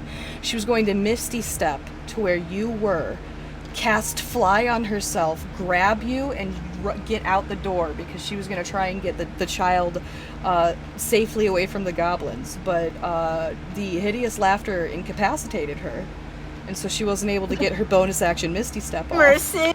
That. Love it. But yeah, it's supposed to be a mostly wholesome adventure where if the players are not actually, paying attention, they could die. Like this adventure will still kill you dead. If you couldn't tell from the levels of exhaustion you were just able to keep taking. Yeah. But the cozies can change, the gubbins can change. If you roll to see what goblin you're supposed to play, whatever goblin you play can change. The random encounters can change. The DCs on all of the locks change that's why I was rolling the DCs for the locks. So it's meant to be replayed, and it's so easy to prepare that you can, like, give it to new people. You can, like, I just ran it with experienced players here, aside from Genesis is new. And it seems like all of you guys had fun. But yeah, so that's what this was today. I loved it. I think it's really cool. It's nice to know that there are, because I mean, sidebar, I work as a librarian, and one of the jobs I'm interviewing for is a, like, youth / young adult librarian, and I was thinking about maybe trying to do a D&D thing. I wouldn't even say it's for 12 and up. You could probably run it with 8-year-olds. Like, as long as kids can sit there for 2 to 4 hours. I put a 2.5 hour time limit just because it took us a half hour to get the session started. But you make it, you give them a time limit. This is how long they have in real time before the sun rises to do their thing. And as long as you yourself as a DM can pace things out, they should be able to get through it with whatever time limit you set. It was it sounded like it was perfect for, like, younger players. But I still had fun with it, even though I'm obviously not a child. Yeah, no, that was the whole point. I had my friend Dylan ran it with us like a year ago, and we're all, plus 25. So, and we had so much fun. I was like, this is actually, like, kind of like, if they're, like, the perfect one shot. So, like, I jumped on it when I found out that we weren't going to have an apocalypse this week. Yeah, Well, so- I had a lot of fun with it. Good. Clearly. Good, I'm so happy. I'm happy that this was fun. Let me see if there's anything else I gotta do with stream. I'll be right back. If you guys want to get out of here, go right ahead, but I stick around for tabletop off stream. Just so if there's anything you guys want to talk to me about or anything that you want to run by me, we can do that, but I'll be right back. I'm gonna go hang out with chat for just a few minutes. Okay. Everybody! So that was our goblin adventure. My sunglasses broke mid-stream. That was fun. Let me see if I can wear these. Hold on, I gotta put them on one at a time. There we go. Bam. Bam. It's like it never even happened. Hold on. There we go. There we go, chat. And we're just gonna have them like this. Let's like it never even happened, chat. This was fun. I had a lot of fun. I hope you all had fun viewing today. I don't know if I'm gonna stream tonight. I really want to do double streams when I can. However, Kira should be getting into her new place tonight, so I'll probably end up hanging out with her. Tomorrow I have a stream planned. I don't know what I'm gonna stream. Normally I try and play Talos Principle, but my brain stuff has not been good lately with puzzles, so we'll see how that goes. What else? Am I gonna raid out to anybody today? I don't think I'm gonna raid out to anybody. I don't plan on watching anyone right now. I'm gonna go get something to eat after this, after I have my table talk time. Hello, Moro! Also, I just read what your message was. You texted 2 of your cousins and 1 of your uncles, letting them know that you're trans. And I'm wishing you luck. One of them is a borderline Proud Boy. I really wish you luck, okay, friendo? Also, yeah, thank you everybody for showing up today. I'm gonna try and have, not on Sundays necessarily, we're gonna different times whenever everybody can make it, but we're gonna try and have one shot a month for 5th edition Dungeons and Dragons. I've got a couple ones that are pre-purchased module things I ran today that have been on the shelf that I really want to run, and then I've got a couple of my own setting ones that I've ran before in the past and people like. So yeah, that's gonna be me. Thank you all of you for showing up today. I know I've said that several times, but I really appreciate you guys. Okay, later, goodbye everyone, have a good time.